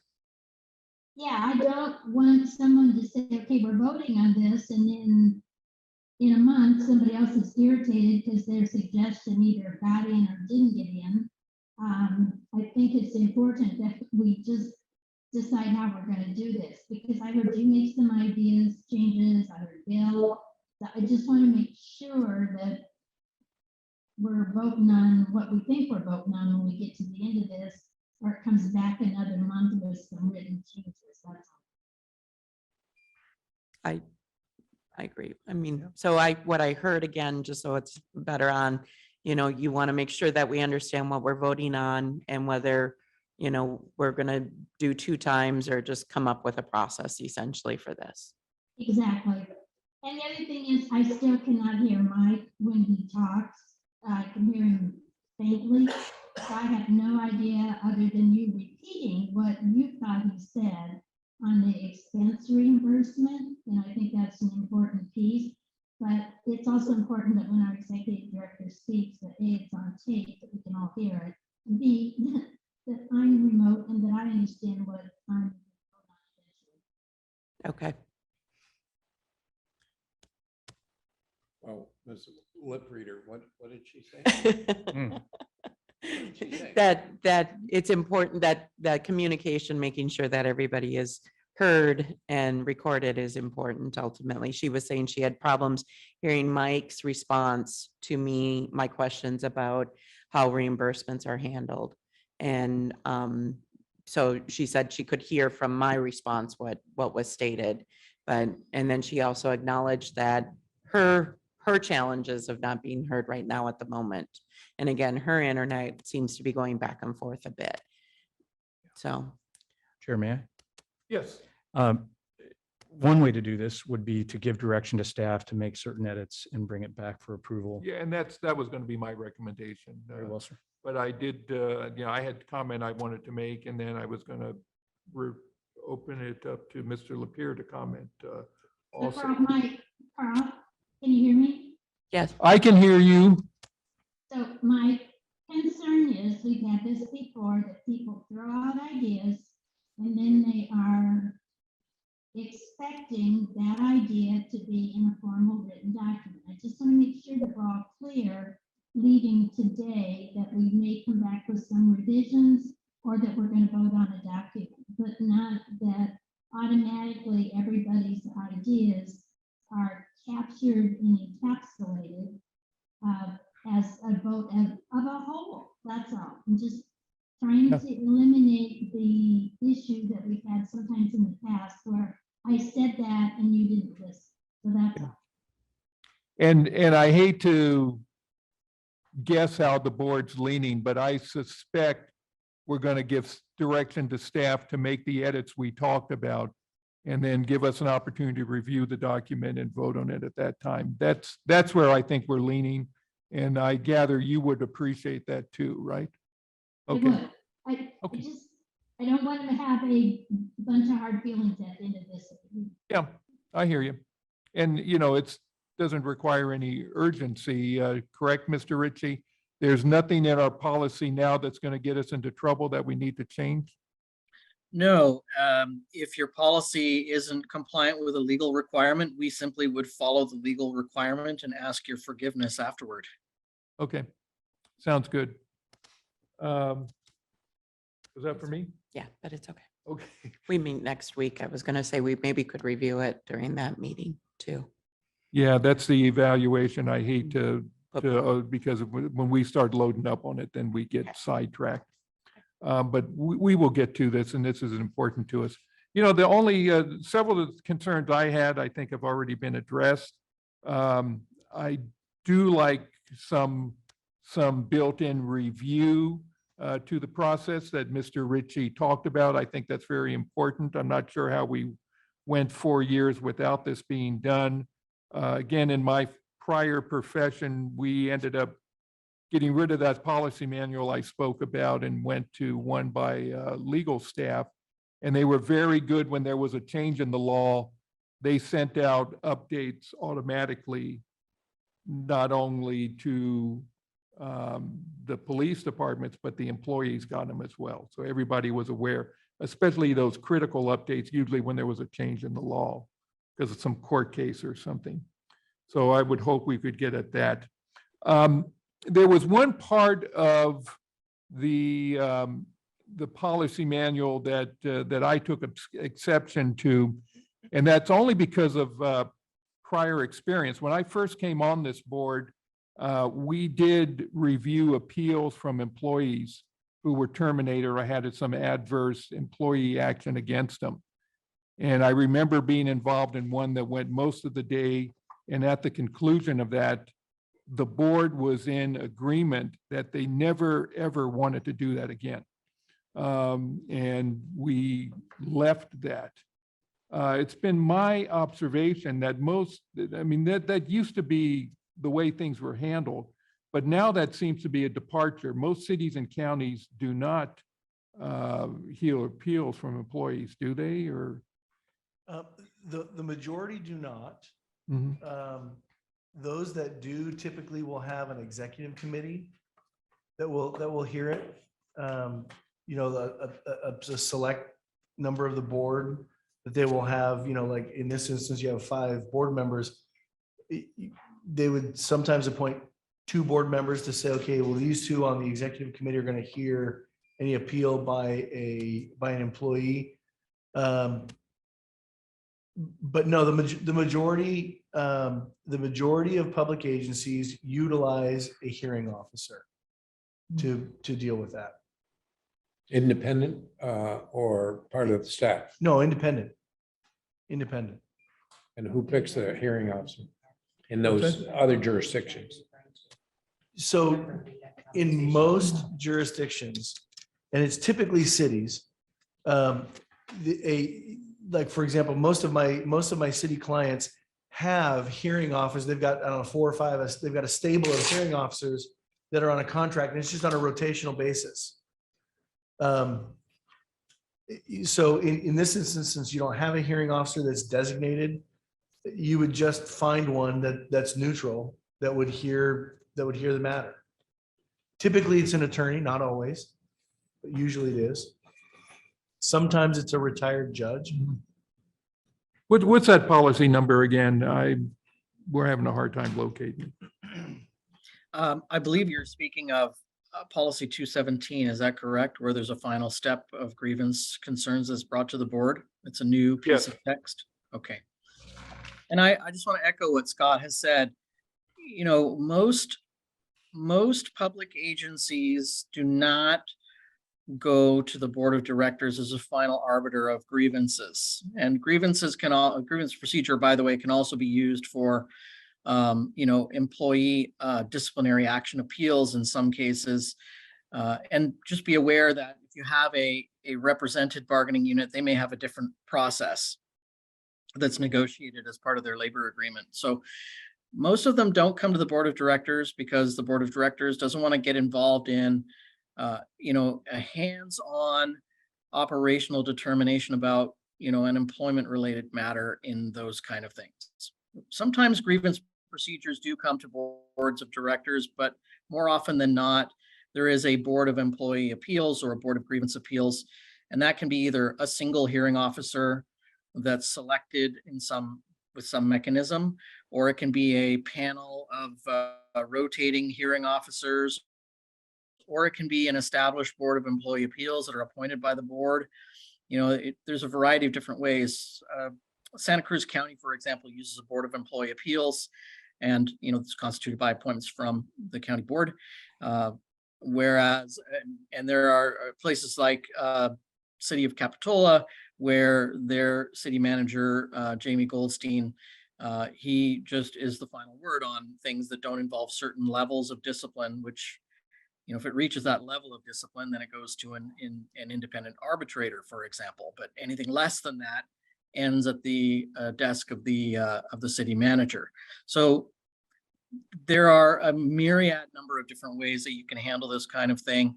And I think over the years, as public entities have shifted these responsibilities away from the board of directors, it's because the board of directors or council or board of commissioners or whatever it might be, there ended up being a growing distaste for being involved in these time-consuming matters.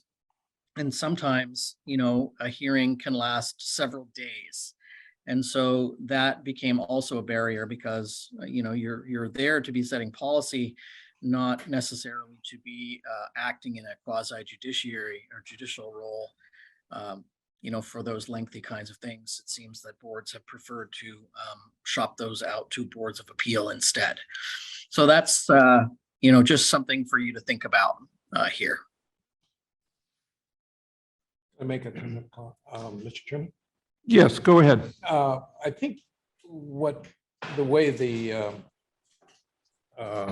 policy 217 reads right now is that the board of directors may get an appeal from an employee, and the board of directors will review the facts of the matter and then may choose to meet with the grievant on the thing. It's not a mandatory thing.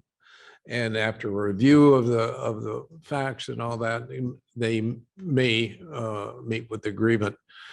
I guess the intent here is to kind of keep it, because prior to grieving it to the board of directors, everything stops with the executive director. So it's all internal at staff. There is no outside hearing officer. So the board is maybe a court of last resort on the thing, which is the way it's reading right now. I don't see a particular problem with that, given that the board has discretion to not meet with them. And I was there at that hearing that we had with the employee, and I don't necessarily recall the statement by the board that we never wanted to do that again, but that's the only other time that we've had a grievance brought to the board of directors. Mhm. It's not going to be a regular recurring thing, but it needs to at least get outside of the executive staff with an impartial hearing officer or the board. That's my statement. Mr. Chairman. And we had that in there. We had a fair hearing officer, formal step number 2. And I'm looking over this again, and I don't see where the board of, because my memory was pretty clear on that. We were in the policy that we were the appeal, and we took ourselves out right after that.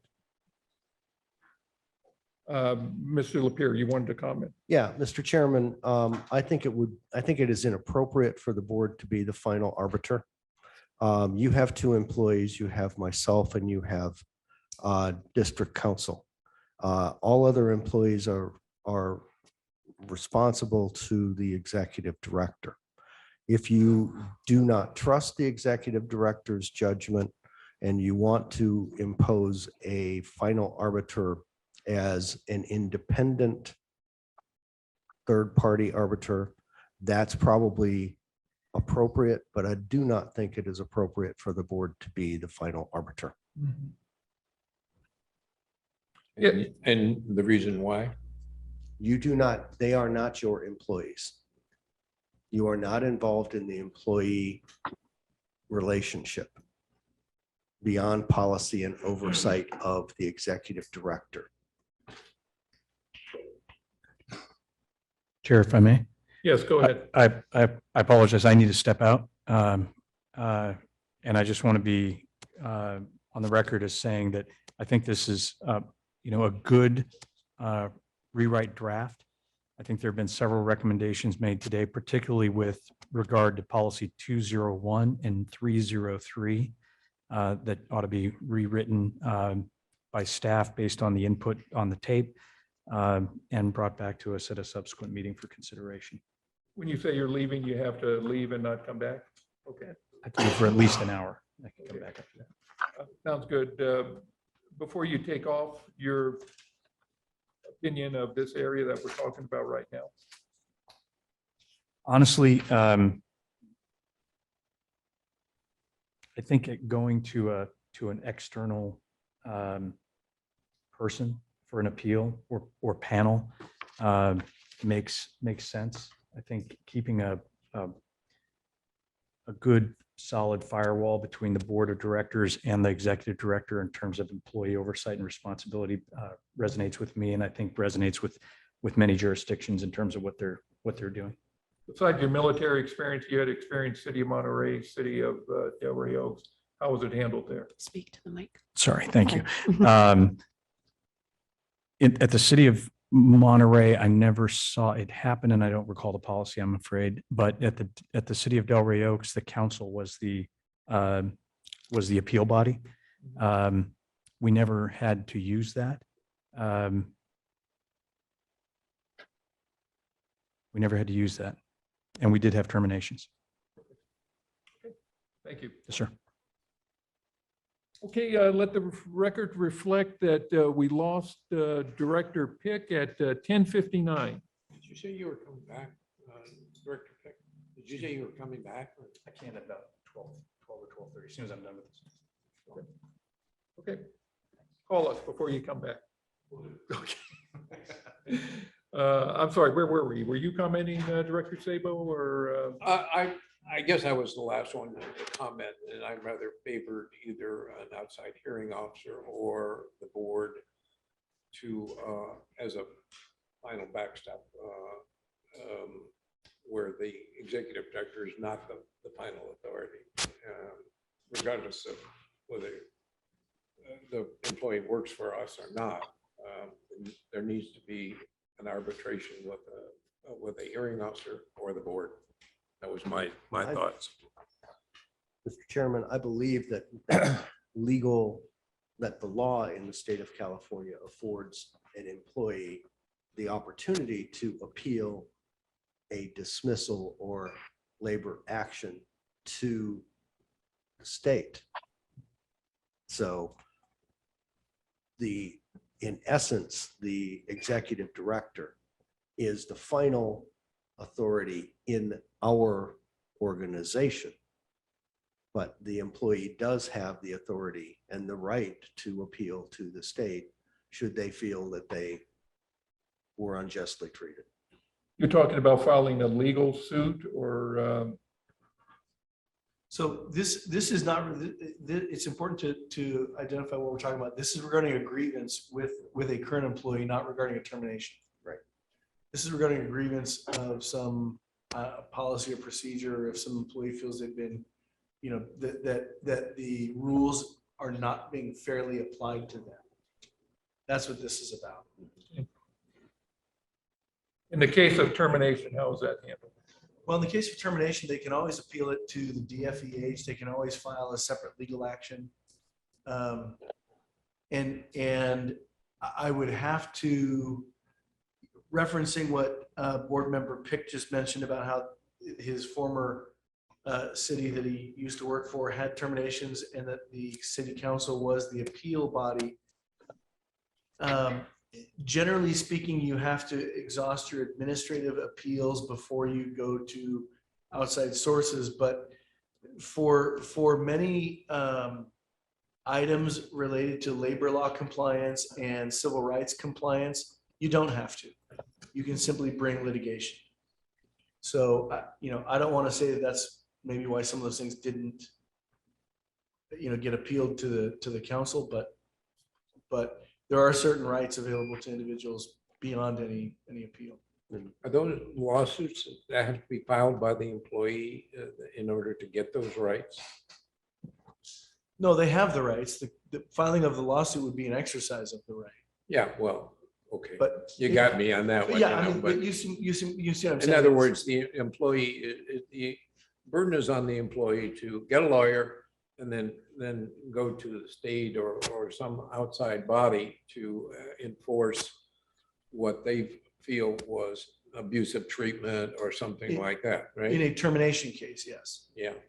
Oh, and in termination. How about inside the short of termination, where somebody is being discriminated against because they had the wrong hairstyle or what, oh, I'm sorry. Yeah, where they were being discriminated against for, we just don't like your looks, you know.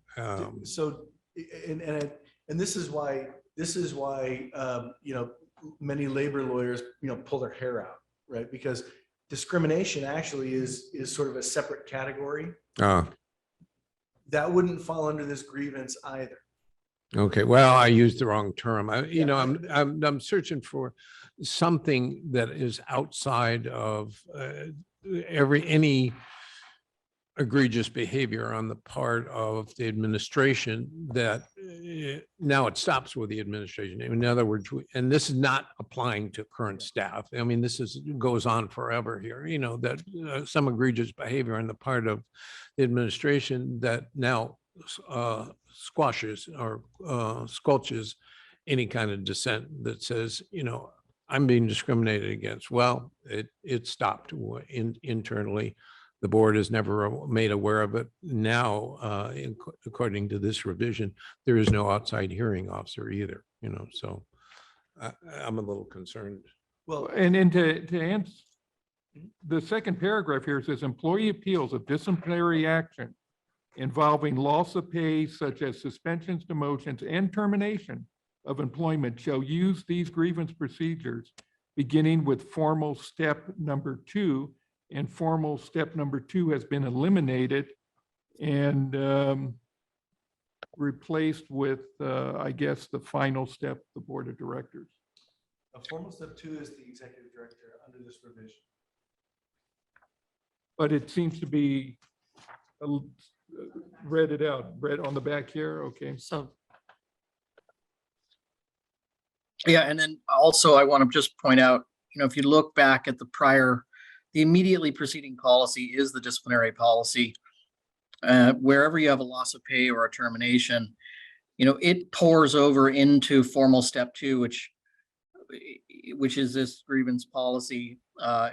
It needs a cosmetic change because it says formal step 2 fair hearing officer. So whatever you end up with doing here, it'll need that little cosmetic change. But the two procedures work together. So for discipline, you follow the disciplinary action appeal and a disciplinary action policy, the preceding one, which is, I think it's 216. 16, yeah. Until you get to a final determination under that policy, at which point it pours over into formal step 2 in the grievance policy. For anything that doesn't involve employee discipline, like employee complaints or whatnot, those go through your grievance procedure from start to finish. And so when you do get to a point of deciding which of these, you know, are we going to use the board? Are we going to use an outside hearing officer? Are we going to use a board of appeals, or, you know, how are we going to constitute it? Whatever you decide you're going to do, you also have the liberty of determining, you know, what threshold of severity or seriousness do you want the issue to be before, you know, it gets access to that, right? So if it involves a loss of monetary damages in excess of, you know, 3 days of pay, you want that to be the threshold. If it involves a suspension of 5 days of pay or more, like they do at the in the Merit Systems Protection Board for federal employees, if it's 5 days or more, then you get a different appeal process. Or, you know, you got some liberty to determine what you want to do there, and whether you want to, you know, only refer the more serious issues to a hearing officer, for example, or to the board, or whatever that final stage is, or if you want all of these things to be potentially in front of them. Right now, it's just any complaint and then disciplinary that involves loss of pay or separation. Okay. And was your reference to labor lawyers pulling their hair out directed at Mr. Ritchie? I just wanted. You'll know. It may or may not have been. I've been doing this a little while now. not while we're discussing this policy, please.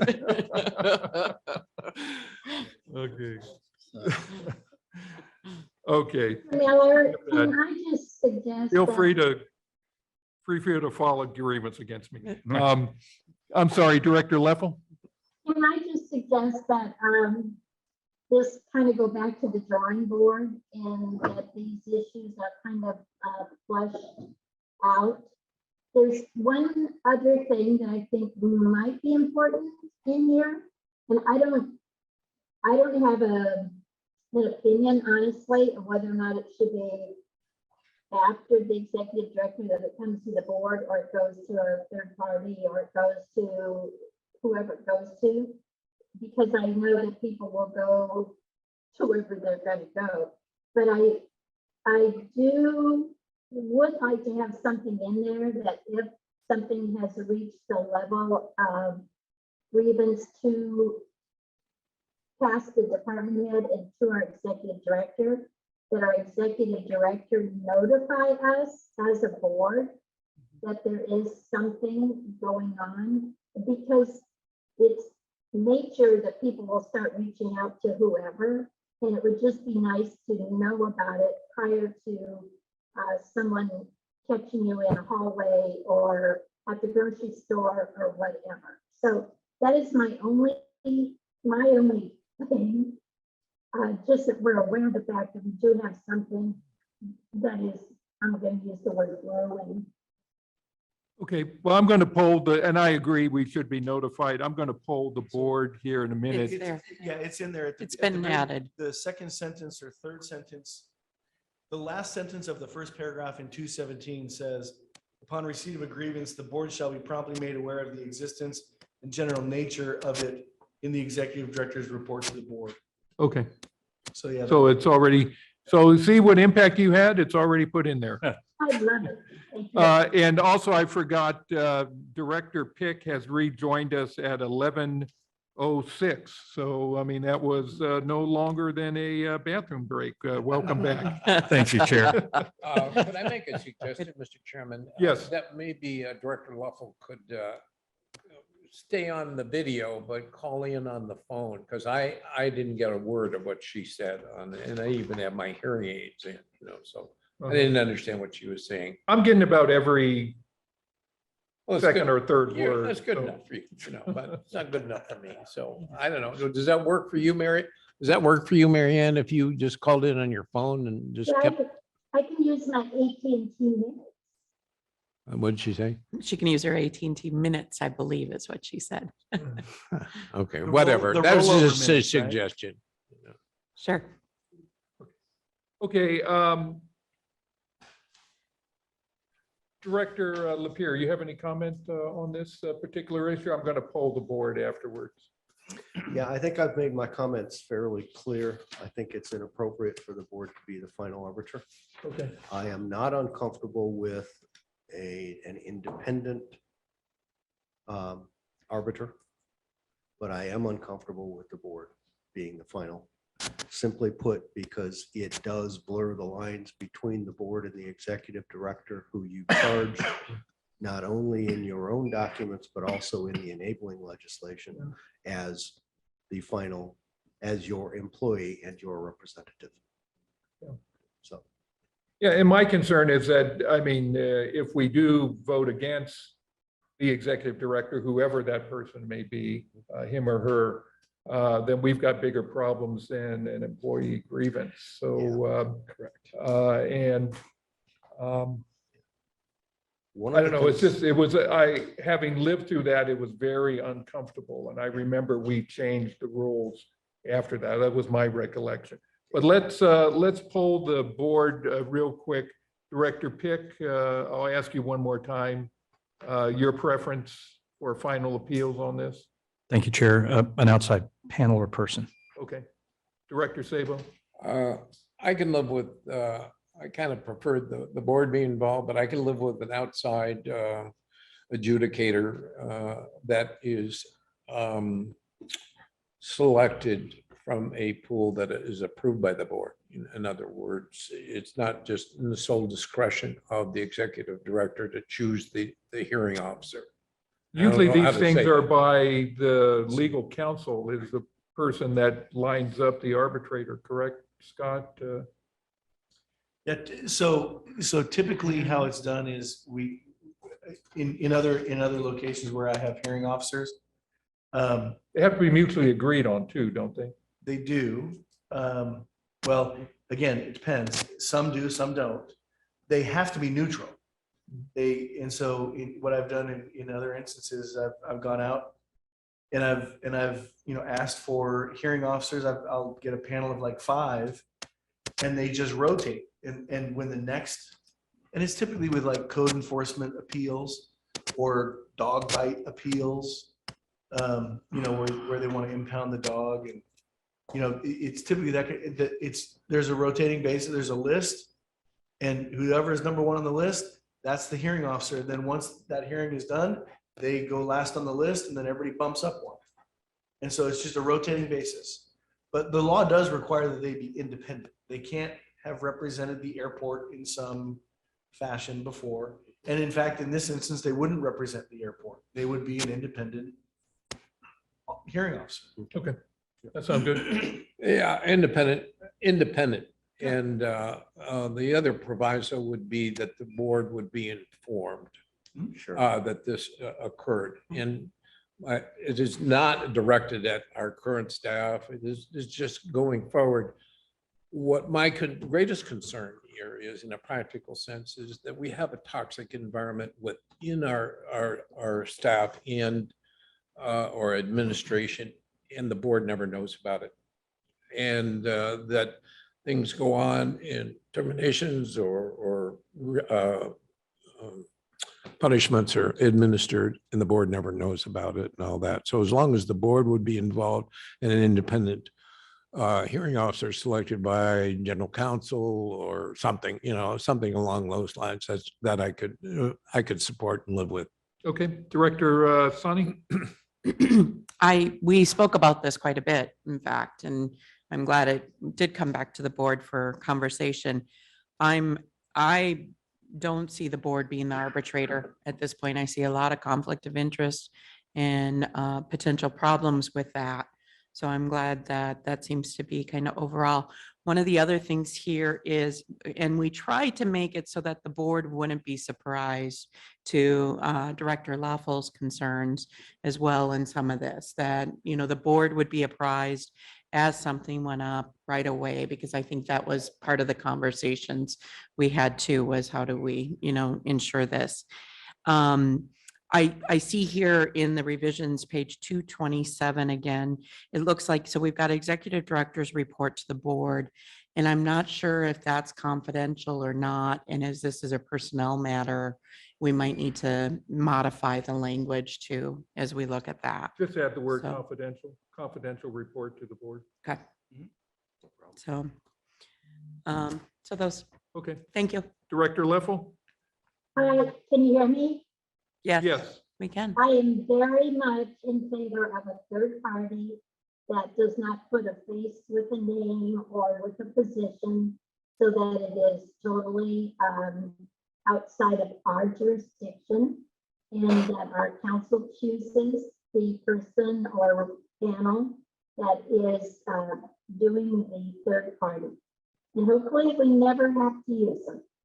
Okay, yeah, and thankfully we haven't over the many years we're here, but okay. Can you summarize what she said? Yeah, basically, the most important thing is she wanted a third party review. And after that, it was that we be notified, and thank God we don't have this happening that often. That's what I gathered from what she said. Kind of like breaking the Japanese code here. You're not getting everything, but you're getting close enough, that's. Okay, very good. Let's, Director Lapierre, beyond this issue, any other concerns or comments you wanted in the? No, I think there's been good, healthy discussion here. The only other concern that I have is addressed in the language change that Scott and Dave put in regarding notification to the executive director about communications from the board to staff. I think it's imperative that the executive director be informed of those communications. Yeah. And I appreciate the language that was inserted to do that. So you're happy with what's the way it reads right now? I am fine with the way it reads right now. It requires the board member and staff member to notify the executive director. That's absolutely fine. That's, in essence, that's all I have ever asked for. And that's all an executive director should ask for, is to be read in and informed. But Scott and Richie, you are going to do some rework here, right, on that one? On this one, we will, yes, based on the consensus that we've received. There'll be a slight modification to 16 and most of it is in 217. We'll do that. Can I summarize what I think some of the other ones are? Please. Because I'd like to Please. make sure we've got, and I'll ask for just consensus of the board as we do this. In policy 103, Director Sani asked for, and I think there was consensus among the board regarding identifying, outlining the complaint procedure and outlining specifically who the individuals are in Appendix D if someone needs to make, to go outside of their immediate supervisor to notify of a problem. Any objection to that? Could you just restate that? You had a lot of words in there and you lost me at some point. Regarding the complaint procedure.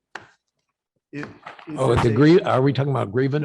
Nope. Complaint. On 103, we're talking about a discrimination complaint, a complaint of discrimination in the Okay. workplace or harassment in the workplace or something similar. Okay. It does reference the procedure, the complaint procedure that will be followed. The modification was to sort of highlight that and also to reference that if an employee can't go to their immediate supervisor, that it does in policy 103 reference Appendix D, that you can go talk to these three people in Appendix D, the executive director, district council, or the chair. I understand. Then I agree. Okay. The next one is, and we'll figure out where to put it in, but a built-in review every 2 years. We'll add in here that this needs to be, updated or analyzed at a minimum every 2 years on I always, whenever I use the term biannual basis, is it biennial or biannual? And there's every 2 Every years. other. Every 2 years at a minimum. Any objection to that one? No. Okay. Next one I heard was, let's see, on 303, we will add in some language. This is related to the discussion we had about notification of police. Yeah. We'll add in some language regarding employees that they should, we'll reference compliance with the CIDA training and the TSA notification process that if necessary, they can contact the police. They can't get a hold of their immediate supervisors. Okay, we'll reference that. I have down, you mentioned, or I'm sorry, Director Pick, you mentioned 202. Yep. And I'm scrolling to 202 real quick to see which one that is, because I'm not sure we hit that already. The HR manager. 201 was 201 was the changing eliminating the words HR manager regarding pre-employment and employment eligibility screening to make it the responsibility of the executive director or his or her designee. That's the one. Okay. 303 we got, and there was a discussion about 309. Which was 309. That was mine. I was trying to strike that last sentence in the request for information from board Okay. members. So this is where I need some clarification. Should the last sentence, what's the pleasure of the board? Would the board like the last sentence to remain, or would the board like the last sentence to be struck? And I think And this is, executive director Lapierre, you indicated that your notification to you in the event of an inquiry from the board member is adequate, or did you not say? Can you that? speak into the mic? There's a discrepancy Yeah, there Mike. in what you're dealing with. Oh, geez, sorry. There's a difference in what you're dealing with there. your normal communications where you're asking a question or clarification, I ask that you notify me of that communication, and you're required to, as is the employee. In terms of a discussion with an employee about small p policy, should we be doing this? Should we be doing that? That needs to come directly to me. Well, I do not want my my statement, employees- just for clarification, because we are giving guidance to the district council on rewrite here if appropriate. What it says now in a board meeting, it seeks clarification on policy. Policy was a rather broad because it encompassed everything that we do. And so an employee would then say, sounds like a policy. It's finance, it's planning, it's this, it's that, it's legal, everything. And all of the board members trying to do is get clarification or answer a question. I wanted to strike that whole sentence, and it didn't seem to take away from the notification of the executive director. But Yeah, that was. My concern with striking that is quite simple, and I'll give an example. Should a board member know that a discussion about a policy related matter, and I'll just use UAL as an example, the discussion about our unfunded liability. That is a discussion that does not belong at the employee level. That is a discussion that belongs at the executive director level. Taking that to the employee level does nothing but put the board and the employee, or put the executive director between the board and the employee. Well, in my That's what- opinion, yeah. with all due respect, UAL is way beyond any scope that I had intended here. Okay. What I'm talking about is, I call up Shelley and I say, do we get a stipend for going to the Special District Association meeting? That's a finance thing. That's a policy, and it is a policy. You know, And do I we think- get paid for that or not? So Sure. talk to Mike. And I don't want to be referred to you for something that simple. And I only say you, you know, because this lives beyond you. Yeah, If anything ever a simple does. solution to something of that simplicity is do it in an email and copy me. That's simple. If it is Oh, about. so ask you should- anyhow. Don't even go to Shelley. Is that right? Pardon me? Go to you directly No, rather than no, no, no, Shelley? no. If CC you Mike on copy it. me, Just, Mhm. if you have an email communication, and I'll use your example specifically. If you have an email communication or question of Shelley regarding stipends, and you do that in email format, which I suggest you do anyway, just put me on the CC line. Then it's on me to be able to read that and understand what your question is. Doesn't mean I'm going to get involved, doesn't mean you have to wait for me, doesn't mean Shelley has to wait for me. She may need to pick up the phone and call me and get clarification, or she may need to go to Tim to get clarification, which she would do. But it doesn't mean that anything more than you're just reading the executive that you hired into the communication. Chair, may I make a comment? Yes.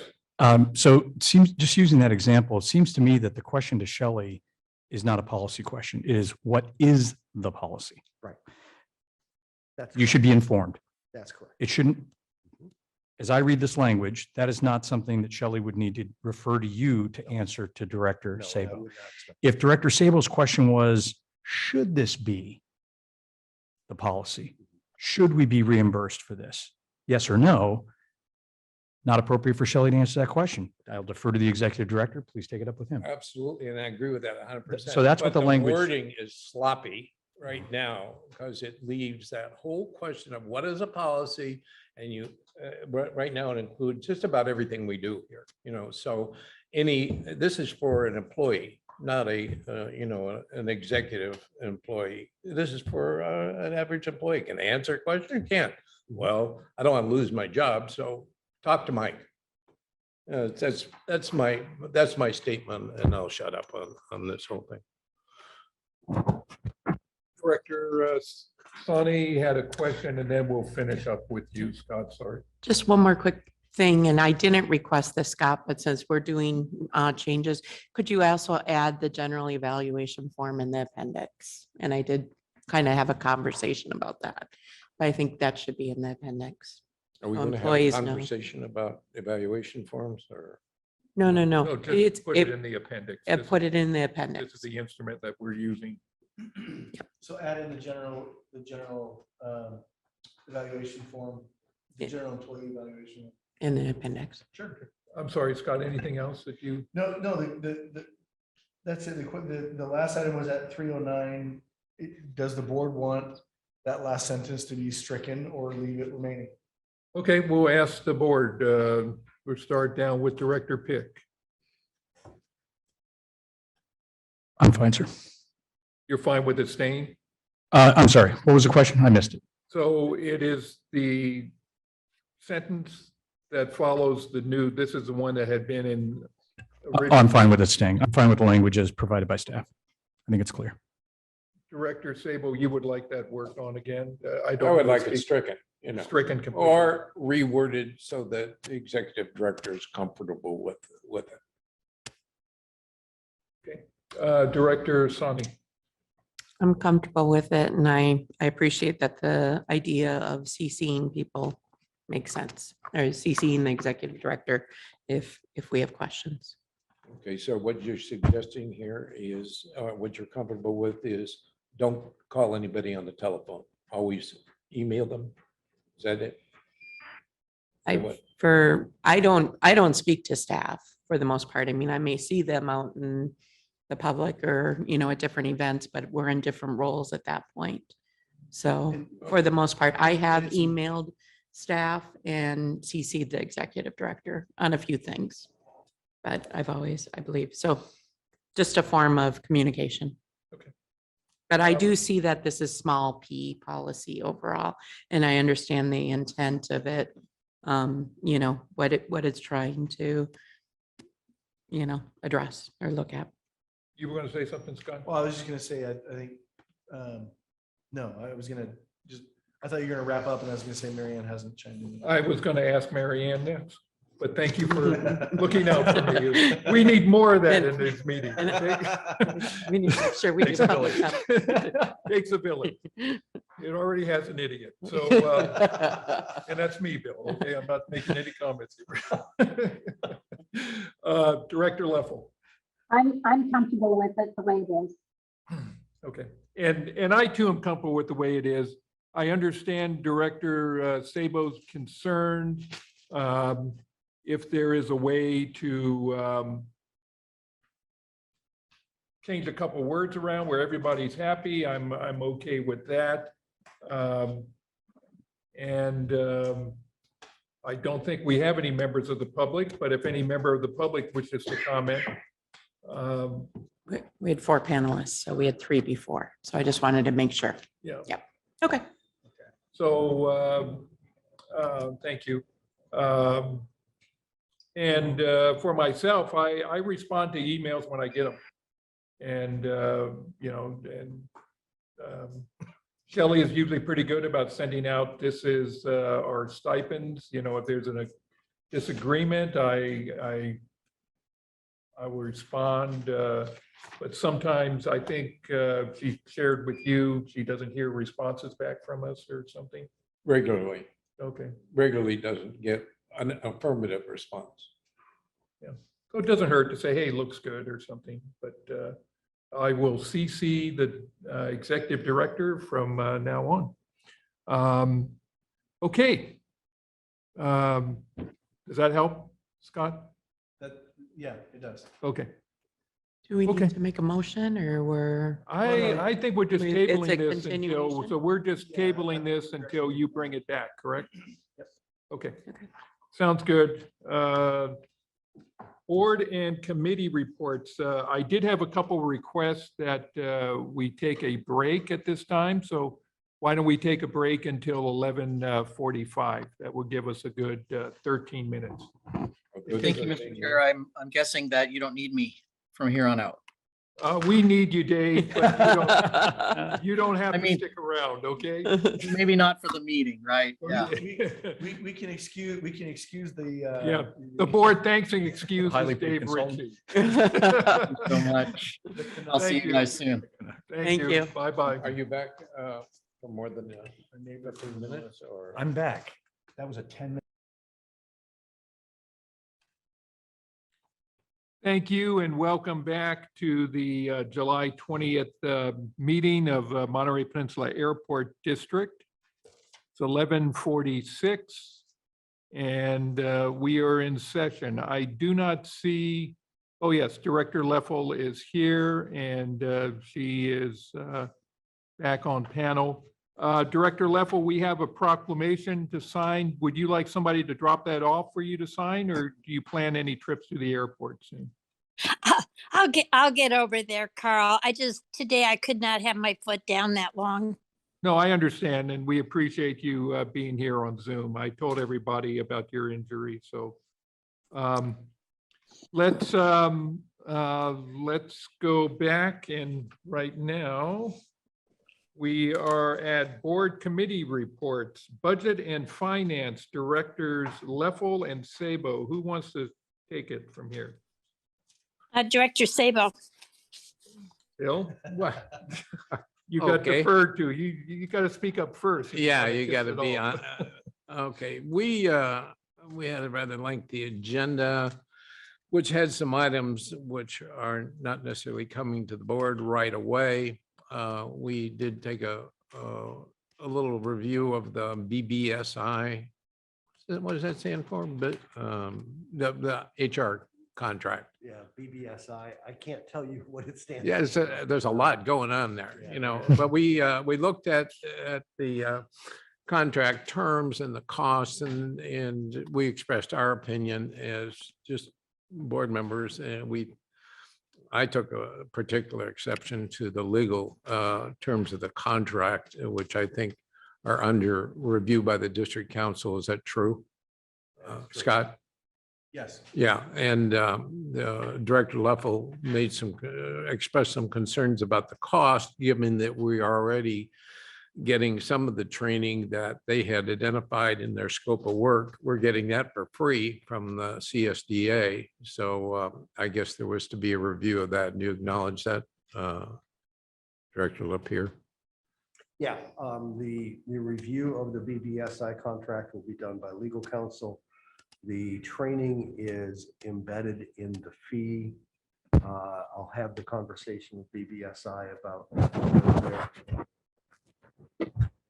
to eliminating that, but much of the training that is referred to there is training that we need to have for our employees, which is safety related, and I want to keep that component. Well, whatever. Yeah. It wasn't, Yep. I don't think Director Leffel, you can walk in, step in there, but there was some concern about getting charged for something that we're getting for free from CSDA, which is harassment training and ethics training, I guess, you know, Yep. and so That's correct. that was comments we made. We reviewed the AICP, which came before the board, and we approved the AICP. And then we discussed the loading bridge, and I was informed what those little stairs are out there, that they are loading bridges, not air stairs, you know. So this is a $20,000 expenditure to acquire a loading bridge, which was it new or used? I forgot. No, it will be new. New Yeah, it's- loading bridge for benefit of what, Breeze or, okay. It was informational only. We're not sure yet that we're going to proceed with Okay. that. I should know by the end of the week. And they would be basically leasing it from us if they choose to start service here and wanted that loading bridge. They would lease it to us for a year and pay us a monthly amount. Yep. And if they default on it, we own the bridge, and I guess there was a deposit or something. You Yeah, our were, cap cost recovery would be over a 12-month period. yeah, okay. But is that anticipated to come to the board probably at next meeting or what? The agreement itself will come to the board, yes. I should know whether we move forward with that by the end of the week, By the way? by the end of this week. Oh, yeah? Yeah. Okay, good.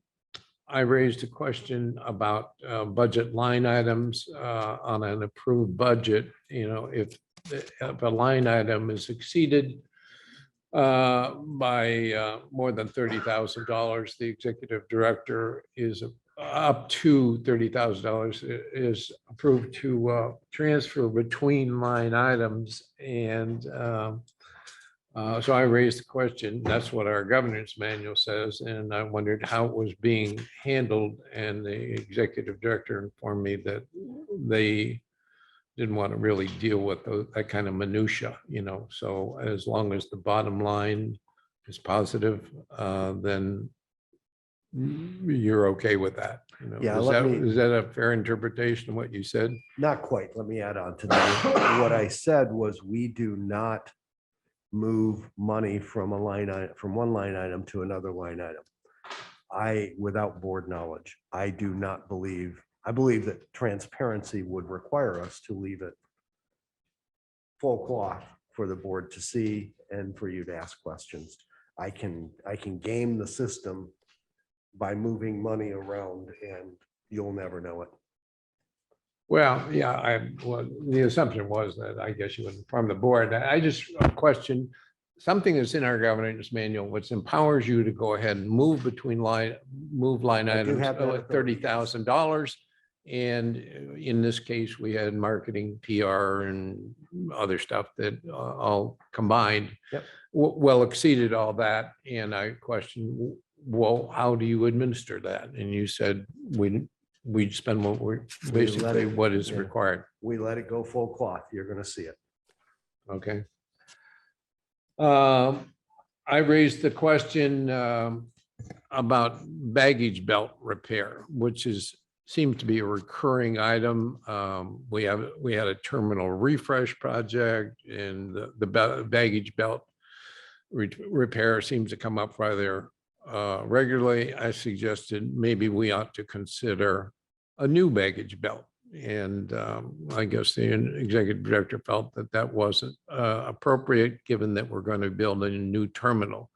I suggested that I thought a baggage belt breakdown is a severe inconvenience to our customer service of our passengers, and that went unresolved, you know. So you can certainly elaborate on that more if you wish, you know. No. No, I'm Oh, sorry. I said okay. no. I'm sorry. I thought you heard me. I still feel that we ought to be investigating a replacement of that baggage belt with a new one. And we discussed aviation employments and the estimates of commercial employments and revenues, which were down from forecasts. And I guess in our new budget that we've revised our estimating capabilities, but I noticed that employments and revenues were down below the previous year. And that was of some concern. It didn't dramatically affect our bottom line, but it nevertheless was a little bit of canary in the mine here. I questioned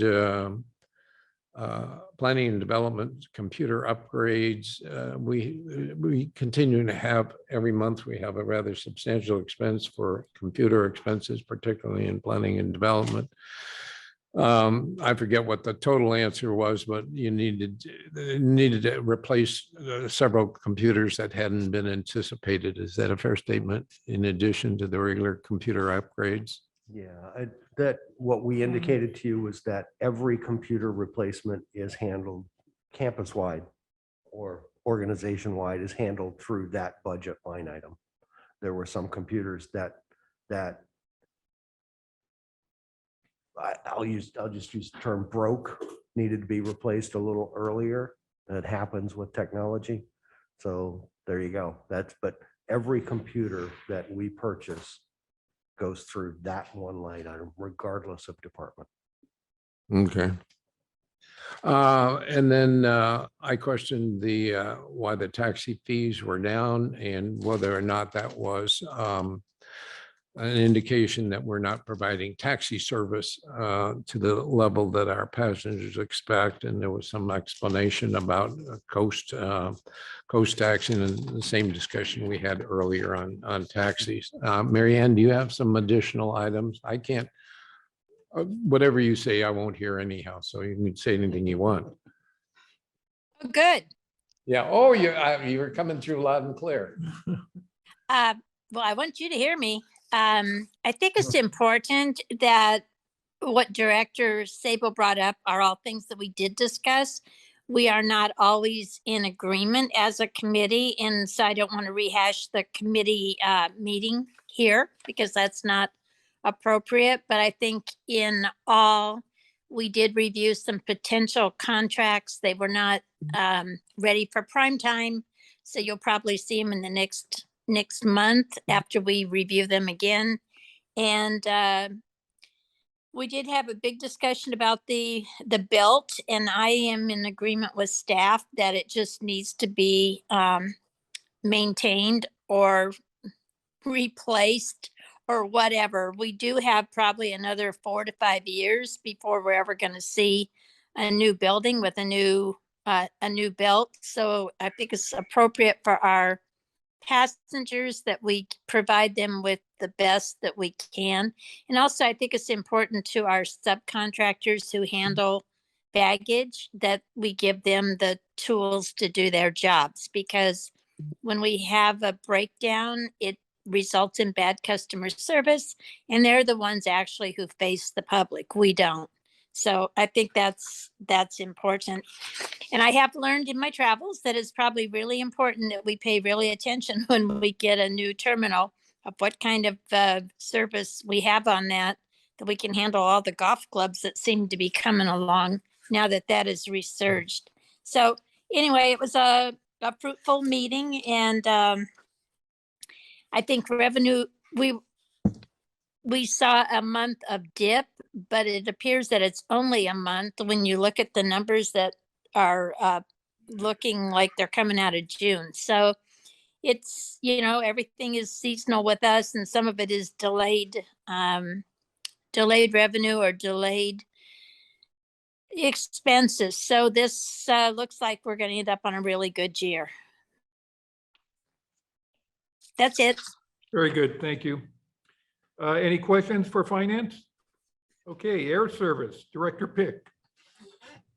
Oh, I'm sorry. We have a question back to finance. Go ahead. I appreciate, I'm enjoying having our notes in our packet for the month. And I think we used to do a lot of recap because we didn't have the meeting minutes, but it's great to have those included in the And back. timely, because they were Time- always like a yep. month behind. Yeah, so I yeah, think I've that's noticed why that. we used to share a lot more, but I really appreciate having it written and can kind of review that. With the belt, did you guys discuss just what a cost would be? Have we looked at that, or that would need to be Pretty researched? substantial. A new belt we haven't looked at in a while. Okay. But you're probably looking at $750,000. Okay. That's a very rough. I'm not in that business, so I Yeah. appreciate knowing kind of what you're Okay, talking. It was a little muffled, but you're saying $750,000, right? That's correct, 750,000. That is some belt. Back of the napkin, yeah, there's a lot more than just a belt there. The Mhm. mechanics underneath and it's purpose built. It is designed specifically for the space. So And do we have a backup plan when it isn't working? As when it doesn't work, the airline employees carry the bags from the back to the front using the trolleys access or door. whatever? Okay, It's the Okay. access door.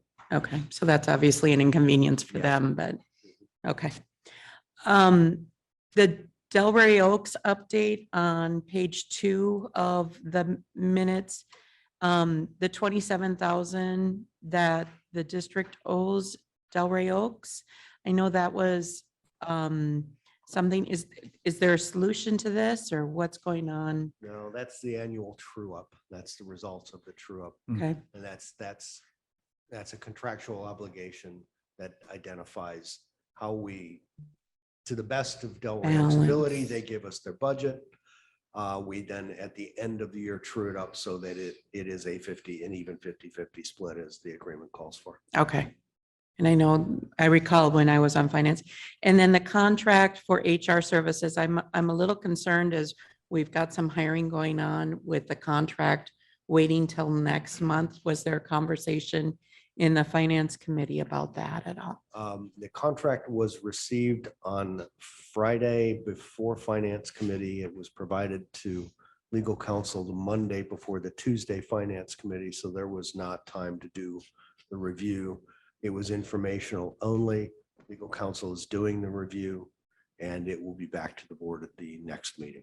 Okay, and then how does that impact the hiring that we've got going on currently, It the does open not. positions? We actually used BBSI and Natty to assist in the onboarding of two new custodial staff that we've offered opportunity to. She came down to help onboarding because she is a fluent Spanish speaker and the preferred language of the two new employees is Spanish. Okay, I'm glad to hear that we're utilizing their services and, okay, I didn't know that. Thank you. Okay, thank you. Just Director, for clarification, this didn't come out in finance committee. Are we actually executing services with BBSI without a contract? Is that? No, we used BBSI on a one-time basis to assist with the This is an ad onboarding, hoc. but effort. only, yeah, Okay. yes, only for purposes of translation. Okay, thank you. okay. Okay, no other questions for finance. Director Pick. Thank you, Chair. It was a fascinating first meeting with the Air Services Committee, and I appreciated all of the explanations by Director Lapierre and the questions prompting by Chair Miller. I learned a great deal. I appreciate that very much. I would just highlight two things and then defer to you for more detail. The first was I was pleasantly surprised that our voice noise complaints are as low as they are. That is nice to see, and hopefully it stays that way, and that they're being dealt with as they come up. And the second thing is, and I don't know how much to share here, but there's certainly good news on the horizon at some point when we're ready to make some announcements about new service. So that was great to hear about, and will be exciting when we can make it public. And I'll defer to the executive director because a lot of things we talk in committee, not appropriate to bring out, even though we seem to be no one here right now, but anything you wish to share at this time? Or? Just that we reviewed the outcome of the meetings at Jumpstart, the 7 different meetings, and the follow-up that we've had since those meetings with some of the carriers.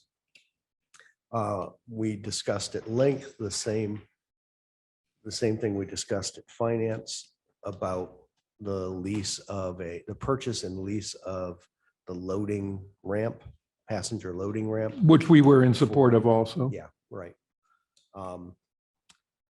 As soon as the carrier makes their final decision on what ground handler to use, there will be an announcement that will also trigger whether or not we move forward with that acquisition and lease.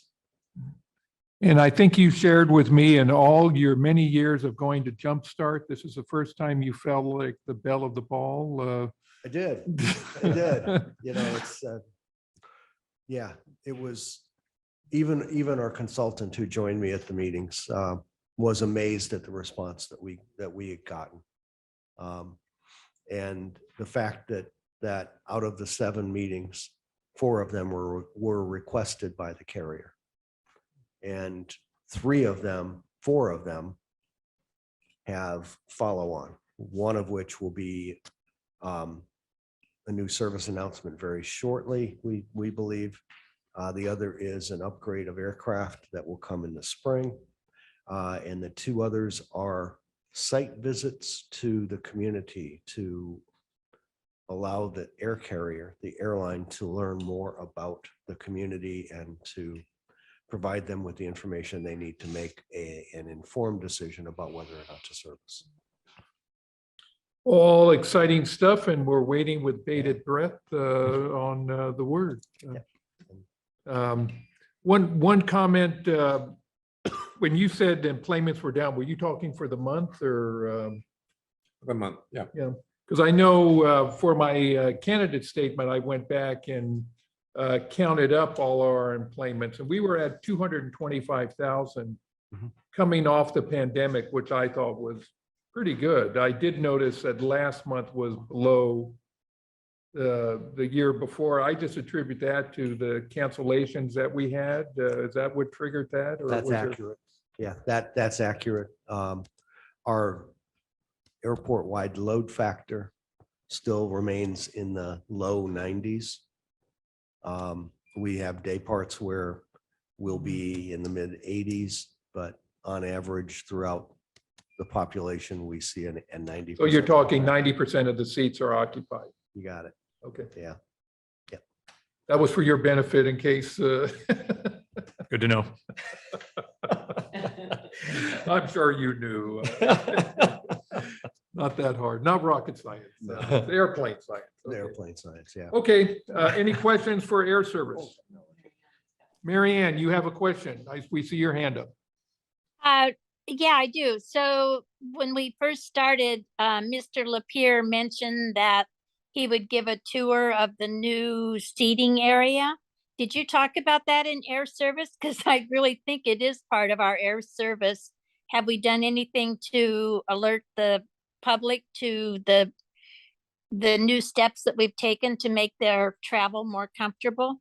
No, we wanted to show the board first. We were going to do the tour, and then we'll do the press release and the discussion in the public. Okay, well, I didn't know if you had talked about it in air service at all. No, we didn't, but you did say this was talked about a year or plus ago It when. was in the budget a year ago. Yes. Mhm. So it sounds great, but I'll take pictures and send them to you, Mary Ann. You won't be able to join us, but. Well, I'll anything else? probably be the first of all of us to use it. So I'm there you sure go. You will be. Anything else? Okay. Okay, go ahead. The terminal feedback, I'm wondering, did you guys discuss the music comment that was made about Hard Rock being played according to this person? Not that I recall. No, we didn't. No, we did not talk about that, but I do remember seeing it. Yeah. Who determines the music? Is that, That is one of the hardest things to get right, because you've got a population that likes hard rock. You've got a population that would have smooth jazz throughout Yeah. the day. So we do vary some, but we do that internally on staff. but it didn't say what song, it didn't say what song it was. So we don't know if it truly is hard rock. No, and we were at that point testing. Chris, can't hear you. The Rolling We were Stones. testing a new system as well too, so we are trying to find the right satellite station. And it sounded good, then it didn't sound good. So we have since fixed that. That was right at the time where we were just working on different stations. Okay. Good to know, and I certainly do understand challenges of finding that right station overall. And we all have different, different things that we like. I'm sorry, did it actually mention? Yeah, it says the Rolling Stones, But it this didn't say the person. song they were saying, because they have some pretty mellow songs. Yeah, yeah. It wasn't Sympathy for the Devil, was it? So, and then they brought up the ATM, and Woody's has an ATM, don't they? Okay, Yeah, it just So- was not found by the customer. customer at that point, yeah, okay. Did we Um, take the ATM that used to be down in the terminal? gone. Is that gone? Yeah. Oh. Yeah, that was a bank decision. They took that out, probably, every bit of 10 months ago. And then the other thing was just what a great chamber mixer event we hosted here. And I know that you guys were all part of the planning and, you know, really part of the support for the rodeo that's coming up this weekend. Every time we do it, it's a great event and I think everybody really has fun. It's the two chambers coming together on the deck. My question was, and as I was talking to people that night, I know that we've allowed for space rental there now. And I'm wondering if that's on our website and just, I think it's a great place for the community to potentially meet. Obviously, they can cater or work with Woody's as well there, you know, or bring in something else. But I'm just wondering if we've got an avenue of communication for that. For You know, people. I don't believe it is on our website as yet, but we've, The boardroom rental is on there, but we'll Right. have to look and see if. yeah, I'm not sure that the deck is on. And the website continues to improve. So I want to acknowledge that too, as well as our communication on social media. I saw that our open positions were communicated there. So I value that and thank all the hard work that's being done on that. My final thing, oh, no, so this is the monthly report. Do we have that on our agenda now? If you're talking about the or- marketing report or the social media report? No, well, that, but then also just Mike's update to the board. Should we, It's that next. should be, We don't put that on there. It simply is handled like a department report. If you've got Okay. questions.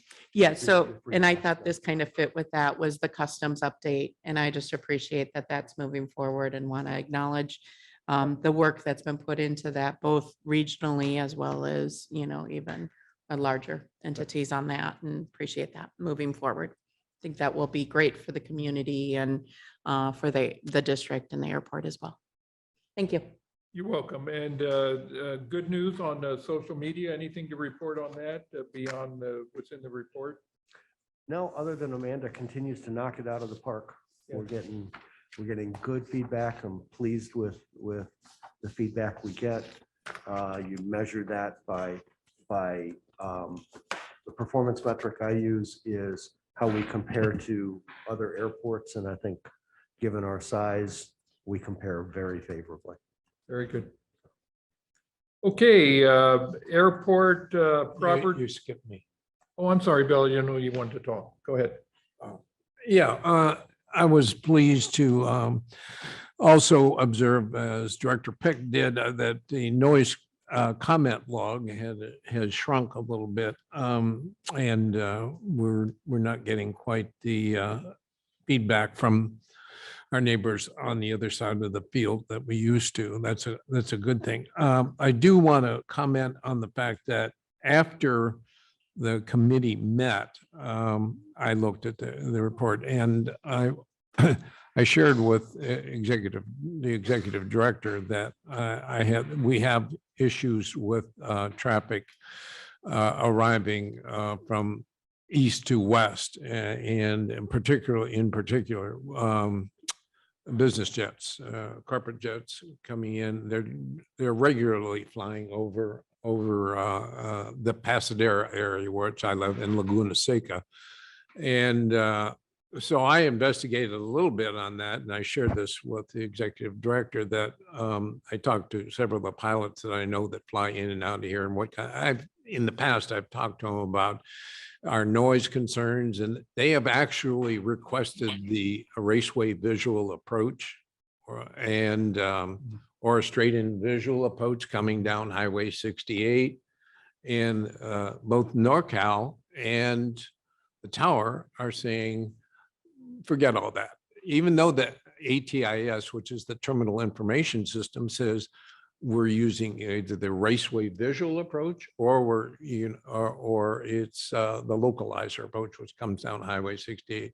They're saying, just forget that. Just go ahead and fly a visual approach into the 28 left runway here. So inevitably, they dive down, come low over Pasadena. And now I will take credit for some of the comment log shrinkage here. I've become the new comment log. And for Pasadena, they got frustrated with calling up all the time and getting an answer. It was a safety issue, or it was this issue, or whatever it is.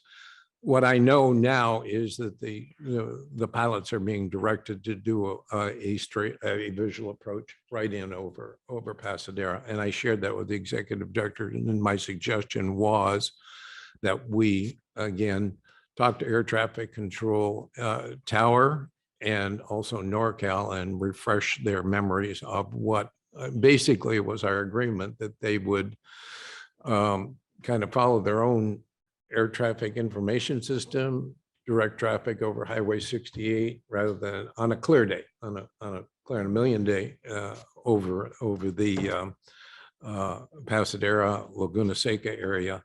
And so I'm getting about like 5 or 6 calls a month about what's going on, because some of these guys are really low over there. So anyhow, executive director responded to me and said that I should direct them to call the airport, and I try, but they don't want to anymore. You commented that I thought you had a conversation with the tower about getting them to go over the road. Yeah, we continue to do that on a regular basis. It's probably appropriate at some point in the next couple of months to provide you with a much more detailed update, Okay. which we will do on our Please. efforts with FAA. Yeah. Okay, great. Anything else? Nope. Okay, thank you. Airport property development and leases, Director Sani, can you give us a rundown? Yeah, I appreciated what was in the notes overall, or our minutes from the meeting. We discussed 2 items, the lease that we approved today for Gifts and More, and then had a conversation about some conversations with the Jet Center, as well as some of the challenges that the executive director sees currently, as well as opportunities. And that concerns the hangar relocation. You still in discussions with them? We have a meeting tomorrow. Okay. So yeah, I think we're close to something that I can bring to the board for your consideration. Very good. Anything else? No. Okay. Yeah, it was a productive meeting. We talked about a lot of things in lease. That's probably not appropriate to go into detail in a public meeting, but we will move on. Okay, any questions for lease? Okay, they're all Yeah. Go ahead, Bill. Yeah, and this is regarding the hangar. I didn't know whether to bring it up in some other thing, but anyhow, the extent to which we are having discussions regarding GA hangar space on the north side, is there discussions about also providing fuel on the north side and access to the other side of the airport here. It's one thing to land and park over there in the general aviation area, but once you're there as a visitor, how will you get back? Are those parts of the discussions? You mean like a self-service tank or something? Yeah, a like that? self-service tank or a truck or whatever. And number 2, once you're there, and I don't know whether the people that you're talking to have a plan in mind for what to do with people that are transient and come here. Would they continue to use this side of the airport? But if they're planning to go over to the other side, how would they get back from there over here? And I'm trying to speak for the general aviation, light general aviation pilot here. Under the premise of you've got to crawl before you walk, we need to figure out the dispensation of the south hangars. In short, who's going to build them on the north side? Yeah. And how we're going to affect the lease take back before we get into the operational issues that you just raised. I will tell you that the plan as proposed in the master plan calls for a self-service fuel tank over there. Okay, So well, in terms the of discussion, mechanics of getting people moved around the airport, we're not there yet. okay, well, that should be a consideration. You know, I've been at other airports where they never thought about that. So I'm stuck on one side of the airport, can't get there, got to get an Uber just to get the other side of the airport. So, anyhow, it should be part of the discussions about how we do it. And because they find if we, I don't know, when you bring something to the board here, I don't know what it'll be for informational purposes or decision at that point, but that'll be a question I will ask on behalf of general aviation pilots. So I have a question that I forgot to ask at the meeting. What is and I'm sure you told me, and I'm sure I forgot, but the plan for aerodynamics, where would they be located? Would they be located in that hangar area, or? The plan calls for replacement hangars I'm sorry, yeah, thank you. The plan calls for replacement of 2 large hangars. And the intention is that every tenant that's in the southeast side complex would move to the northeast side.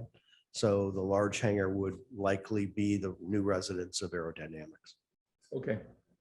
Okay, very good. Is there enough space for all that?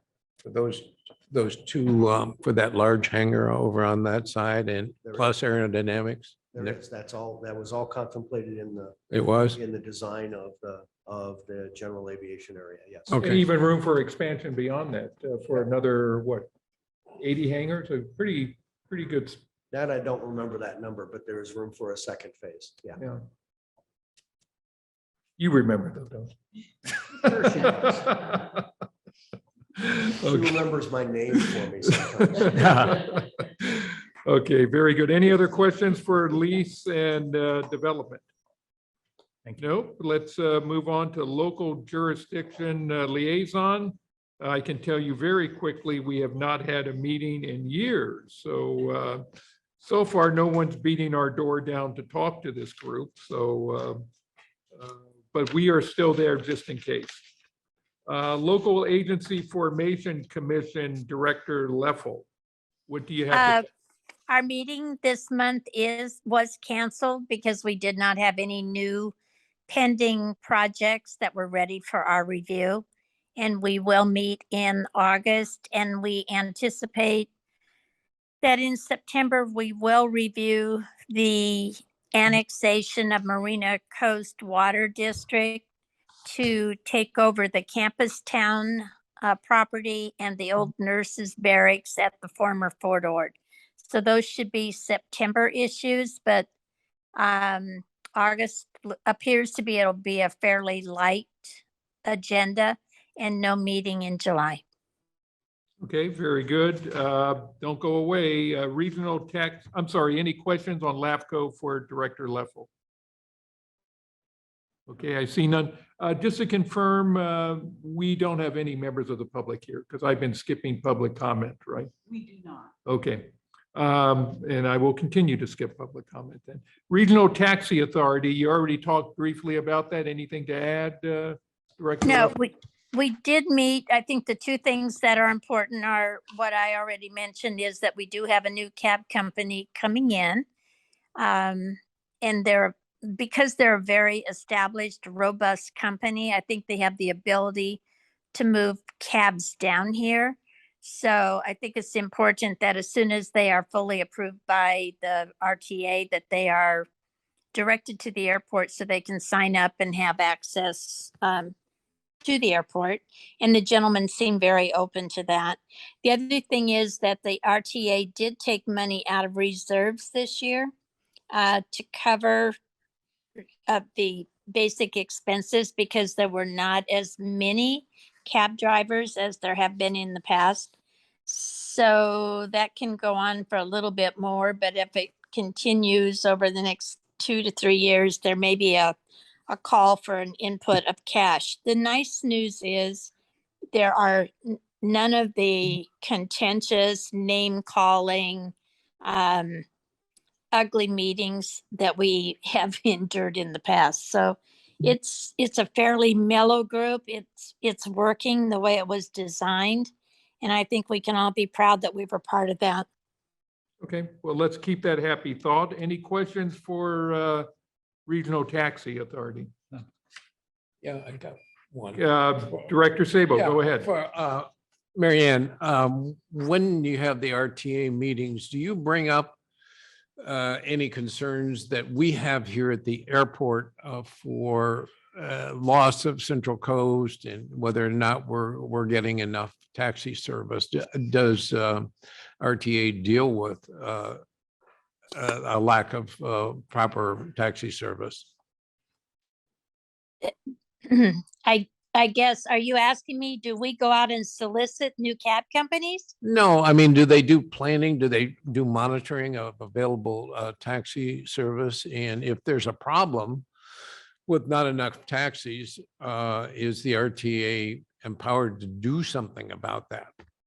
No, we are not, because it's a privately owned business. It's, if someone sees the need, I think similar to this gentleman from San Jose, he saw a need down here based on his the people who called him who needed service from San Jose to here and vice versa. So he is filling that. I honestly, Bill, think it's just going to be that where someone sees a need and wants to start a company and does it. But because Uber and Lyft came in and they are so strong in our area right now, they really did drive a lot of the cab drivers over to them. And we can see it in our numbers where the TNCs are up and the cabs are down. It's a generational shift. Unfortunately, there are those of us who are older who are used to calling for cabs, and or we need handicap vehicles. And that's where the strength is in the cabs right now. It's for medical, it's for seniors, and it's for, I'm gonna say, what's government supported through MST equipment. Okay, I just know several people that just don't trust the Ubers and Lyfts all that well. Taxi cabs are important to them, and the extent to which we have a taxi authority, I thought, well, maybe if we have deficiencies, we need to highlight them, particularly from the airport standpoint, highlight the deficiencies and see what the RTA staff might be able to do in terms of doing a little outreach to bring the need to existing cab companies. In this case, I guess San Jose figured it out on their own, but at some point, we still need taxi cabs here at the airport. So that you answered my question. Yeah, we have discussed the fact that we have had, particularly, I'm going to say like 9 or 10 o'clock at night on those late night flights, that there are not enough cabs out there. But that's because they're working the downtown Monterey Carmel area where they can do short trips back and forth from hotels to bars and restaurants, and they can make more money as opposed to making a trip out to the airport, waiting for a flight, and then taking somebody on a one-off trip. And I think that's part of the issue. It's, it's money driven for them. And I don't know how we would legislate that at all. So I honestly, I don't know. We have discussed it. I bring it up. So it's not a ignore it and it'll go away problem. But I'm hoping this gentleman from San Jose will see there's enough business that he'll move more cabs in the area. Okay, thank you.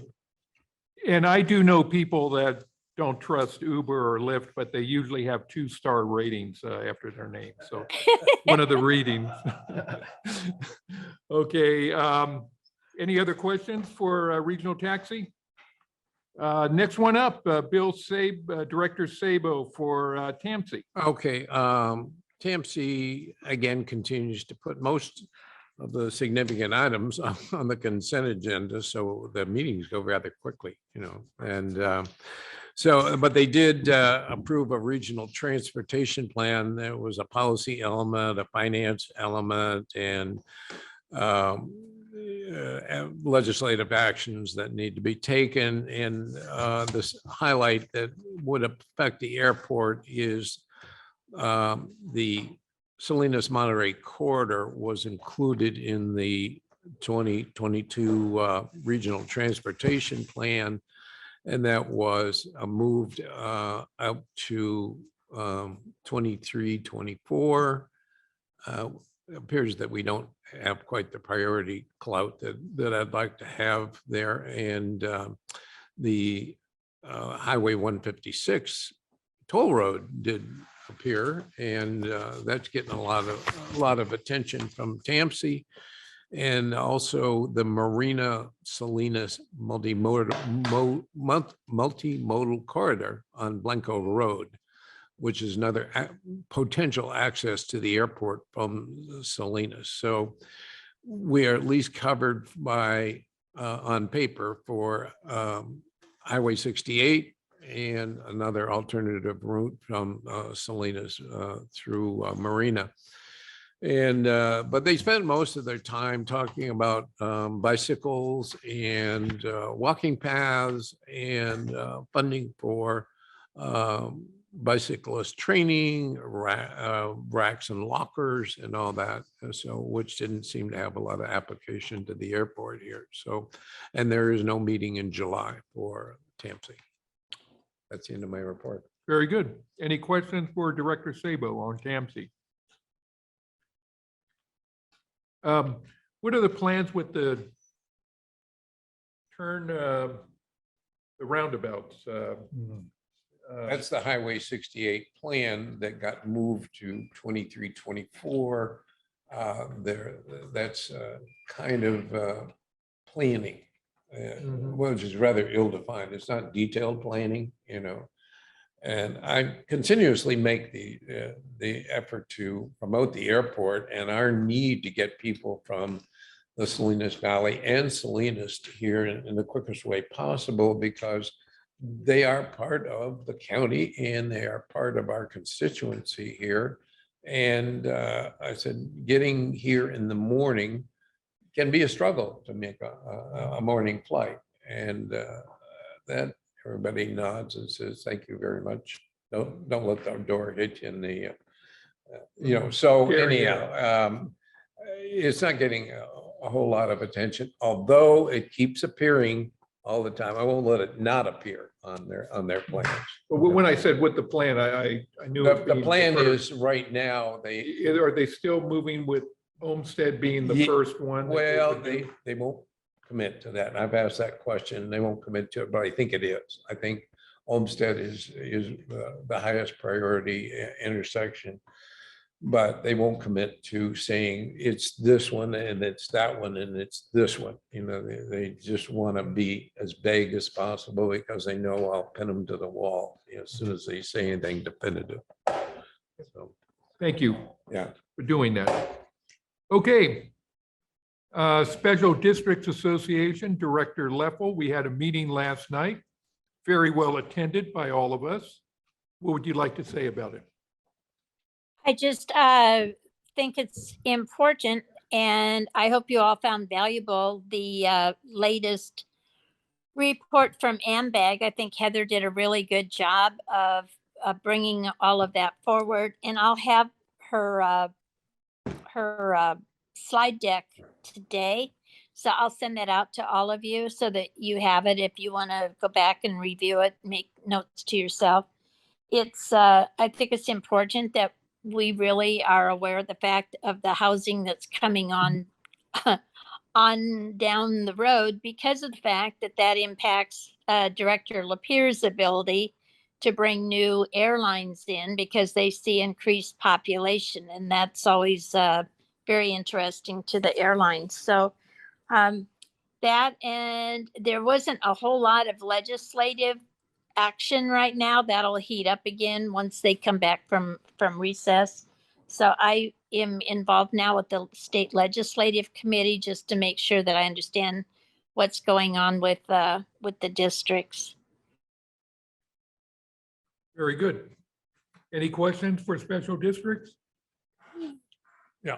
Go I ahead. just wanted to share a comment that I made. All the directors were there, so they heard this, that I expressed concern to Heather as to whether or not in their planning for affordable housing, and what I asked, what exactly can AMBAG do to kind of encourage the placement of affordable housing in areas that are appropriate?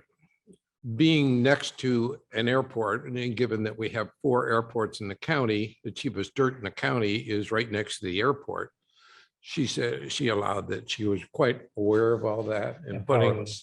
what? And powerless. Yeah, well, yeah, but she hedged it a little bit to say they are aware of it and they're trying to influence that a little bit in terms of location for the residents and safety for the residents. So I think it bears watching in our AMBAG meetings to bring that out, because they're so, AMBAG, like TAMSI, is totally focused on federal funds, and they don't get any federal funds from the FAA. And so we're not on their radar, but I think we need to bring it on the radar if we're to avoid another occurrence like Garden Road out here, because more of that is coming. And it's not only coming for us, it's coming for the other airports too. So anyhow, just thank you for that comment. Thank you. AMBAG, Director Sonny. Well, we all heard from Heather last night at the special districts meeting. So, and there was no meeting this month. So I have asked Director Sabo to attend in my absence next month. I have a conflict, so he will be attending it next month. Very good. And they don't have an agenda out yet. Okay, thank you. Any questions? Nope. Let's move on. I sort of skipped over the staff reports. Does anybody have a comment on staff reports? This includes the police, the fire reports, the finance reports, employment and cancellation reports. Does this include the management report? Yes, I have some questions. go ahead. You, Mike, in your manager's report, you mentioned the FAA meeting in Los Angeles. And could you elaborate on that a little bit more? Give us some, did the FAA have meaningful questions? Did they give you any feedback? I understand that and you mentioned it went well, but did they ask meaningful questions? Considering they didn't give us any money this time around, did they ask any questions? We weren't ready for money. We this weren't time ready, around. yeah, but you know and what I we- mean. we You know knew what I'm that asking going in. about the meeting you had with them. They were very appreciative of receiving the plan of finance, which we reviewed at length with the board during our 2-day session. We talked about the schedule for the next allocation of money and how that will be awarded and when that will be awarded. And I think I indicated that in the report. We talked about the level of planning that we've already done on the building. So we shared with them exactly what we shared with the board about footprint. And they were impressed by the fact that we weren't proposing a 100,000 square foot building, but we were already right sizing the building. So that's the extent of what we talked about. We parted company with good feeling that they understood the program and that they are now engaged in helping us find the funding that we need. Okay. Beyond the 81 million they've already committed. At the risk of being a little too detailed, we put like 68 million or, something, some figure in our AICP in there. If they give us an award of money, do you think they'll take a percentage of that 68, or if we'd ask for 100 million, they would we'd get more money by asking a bigger percentage? How does that work? I don't think necessarily they work that way. Okay. We have to justify the placement of the project and the cost estimate then that becomes their target. Okay, If we went in with a request for $100 million, hoping that we'd get 65, we probably would not be very well received. wow, So we go in, as we always have, with numbers that we believe to be as close to accurate as we can get them, given the level of planning. And we get much better responsiveness from them when we handle it that way. We have to acknowledge that they have other airports that they have to serve as well with the AIP dollars that they have. They want to be able to plan so that they can spread that peanut butter as thin as it can go, yet get everyone as much as they can. So if we went in and asked them for the stars and the moon, thinking all we're going to get is the moon, we would not be well received in their planning process. But Okay. we do want a little jelly. Yeah, we always do put a little jelly in there. You're right.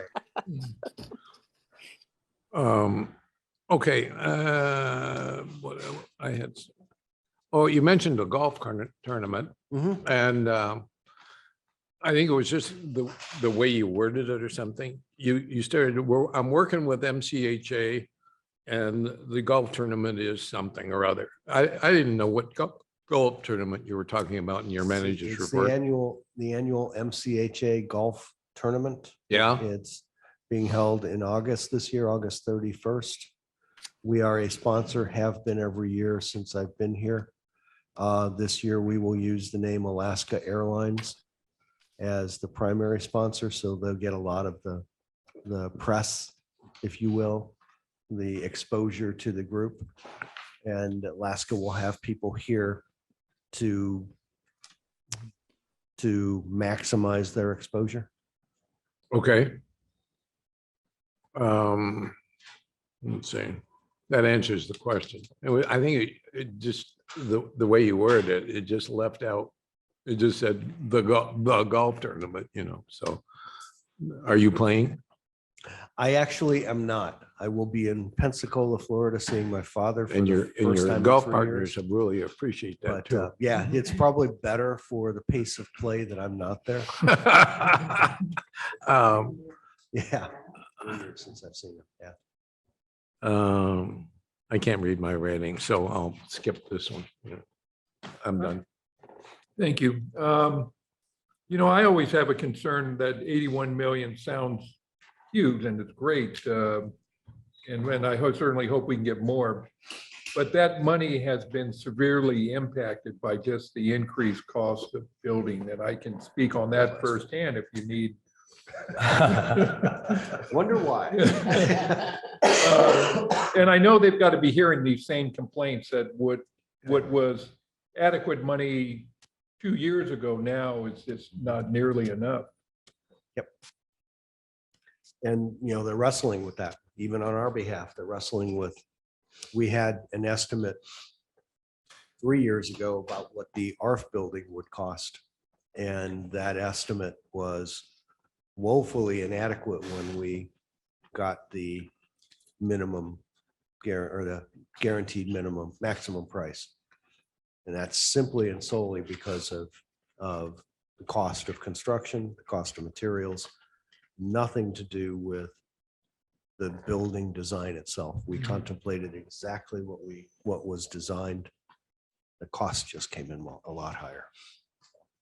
So now they're out trying to fill that delta between what their planning process said and what the actual costs are.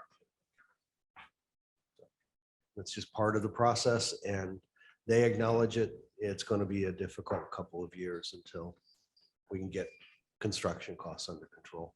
Well, it's my hope by the time we get around for the terminal that a lot of these things have been corrected. I hope so. But yeah, we don't know. No, we don't. And, Big unknown. but we continually refresh the estimates when we feel that it's appropriate. And we just did that prior to the workshop. So we're pretty confident about the numbers that we shared with you. But you don't know until you get into a more finite design and into a bid process. And refresh our memory, the next stage, next phase is you are in the process of selecting a number of architectural firms that you'll present to us, and then we'll interview them and come up with somebody we feel we're Yeah, comfortable with. we're gonna shortlist. Mhm. We're currently on the street requesting qualifications from firms and teams. We'll review those. We'll probably do some interviews. We'll shortlist the ones that we think hit the mark best for us, and then probably bring one or two of those, maybe three of those into the board for interview. Okay. Very good. So I think that line of questioning spurred some more questions. So Director Sani, you had your finger up. I assumed it was a nice, just. Oh, it was his finger. Index finger. Me too. Index. Promise it wasn't a different one. I really appreciated this report. It helped me, and I learned things that were going on that weren't in other places. I had been on a conference call and had heard about the customs, but then also to see it here was helpful. I'm not sure if when we have new team members, is it appropriate to have them be introduced to the board? Or at least just be given just a little bit of information about who they are or something, a slide? I think we talked about that during one of the workshops with David Aranda. We'll bring them in and introduce you. Okay. Yeah, and we realize they're busy and things like that. Yep. So I think it's, as they can come in during the day or that type of thing, we could always. The first do a one break. joined us on Monday. Okay, great. And I just know we've got some new team members, so that would be great.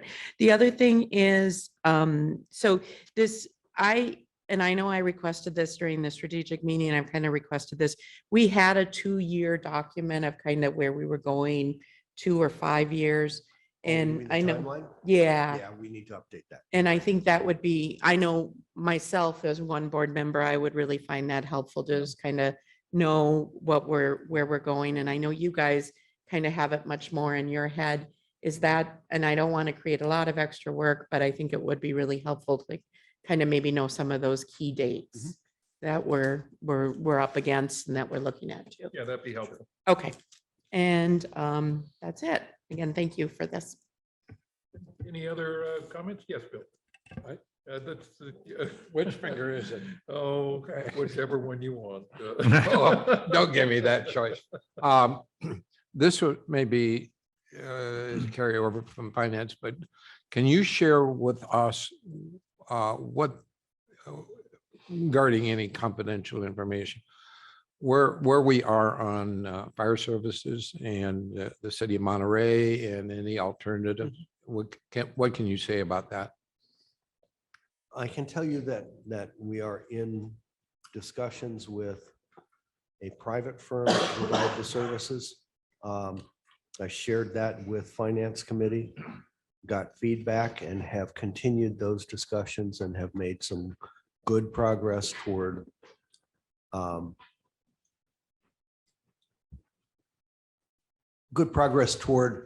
accomplishing what we discussed in finance. Okay. My goal is to bring you a solution in the next 60 days. Okay. That solution will be completion of these negotiations, as well as reaching out to 2 other agencies that we discussed during finance. You're contacting the other agencies as well. I have not yet, but I intend to. Okay. Thank you. Yes, Director Fick. Just a brief thank you for the director's report. I don't know what you've been submitting in the past. If this is it, great. If this isn't, I'll just say this. I appreciate it very much. That's great information. Thank you. Okay. I'm sorry, Director Leffel, you have anything? Nope. Okay, very good. I believe that is everything.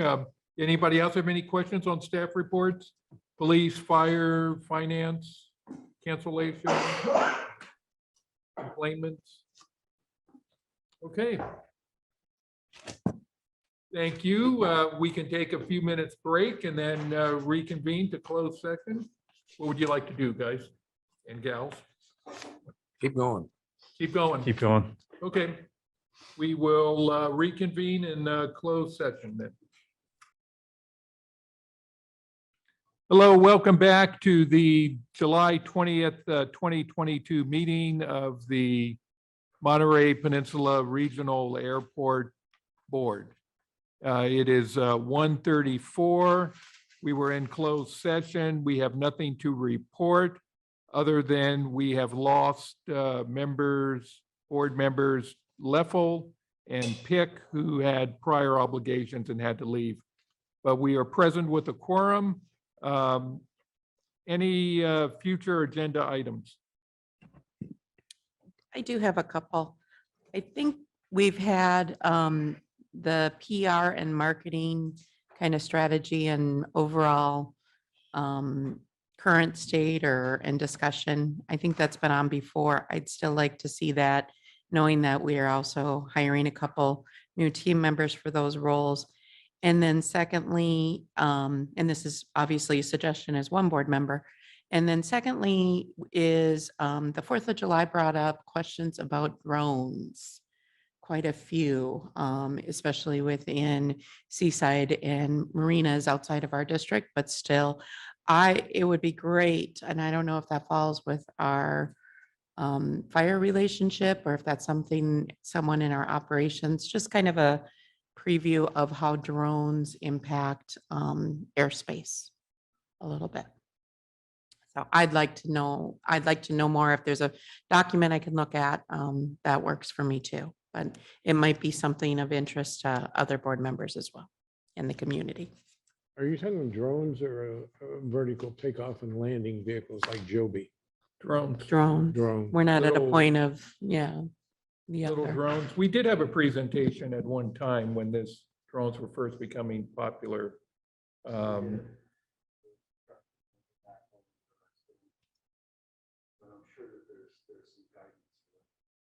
Yes. And the big thing was, of course, you have to register now your drone with FAA. But the other interesting things is that at the conferences, they talk about drones all the time. You can usually go to a workshop on that. Is the drone countermeasures to take drones out of the sky. Should they be flying close to your airport? Now, do we have any of that technology here? Okay.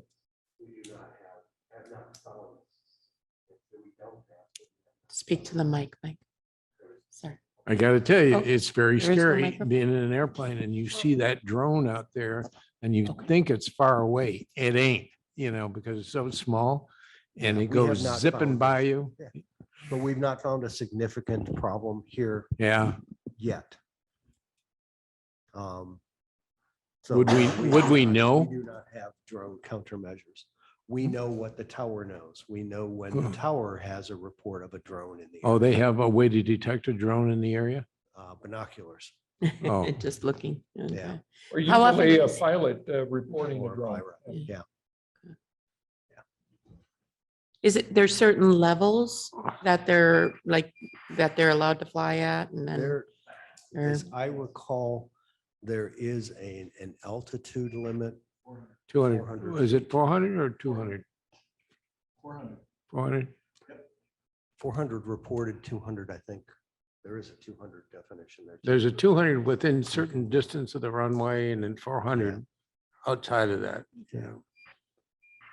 You can't go above, without a commercial license, you can't go above people. And in commercial license, I mean a drone license. You can't fly above crowds, you can't operate the drone for compensation. There's all kinds of stuff. Most of these drones are just hobbyists. Yeah. Mhm. Mike, is that something appropriate to come back with us with a brief? Let me look and see what we can do in Okay. that regard. It might be, Lisa, are you going to the Minneapolis conference? Mhm. Let me check the agenda. Well, is the personnel manual book, whatever we're calling it, is that going to automatically be on the next agenda? Yes. Oh, okay. And what was the first thing you had mentioned?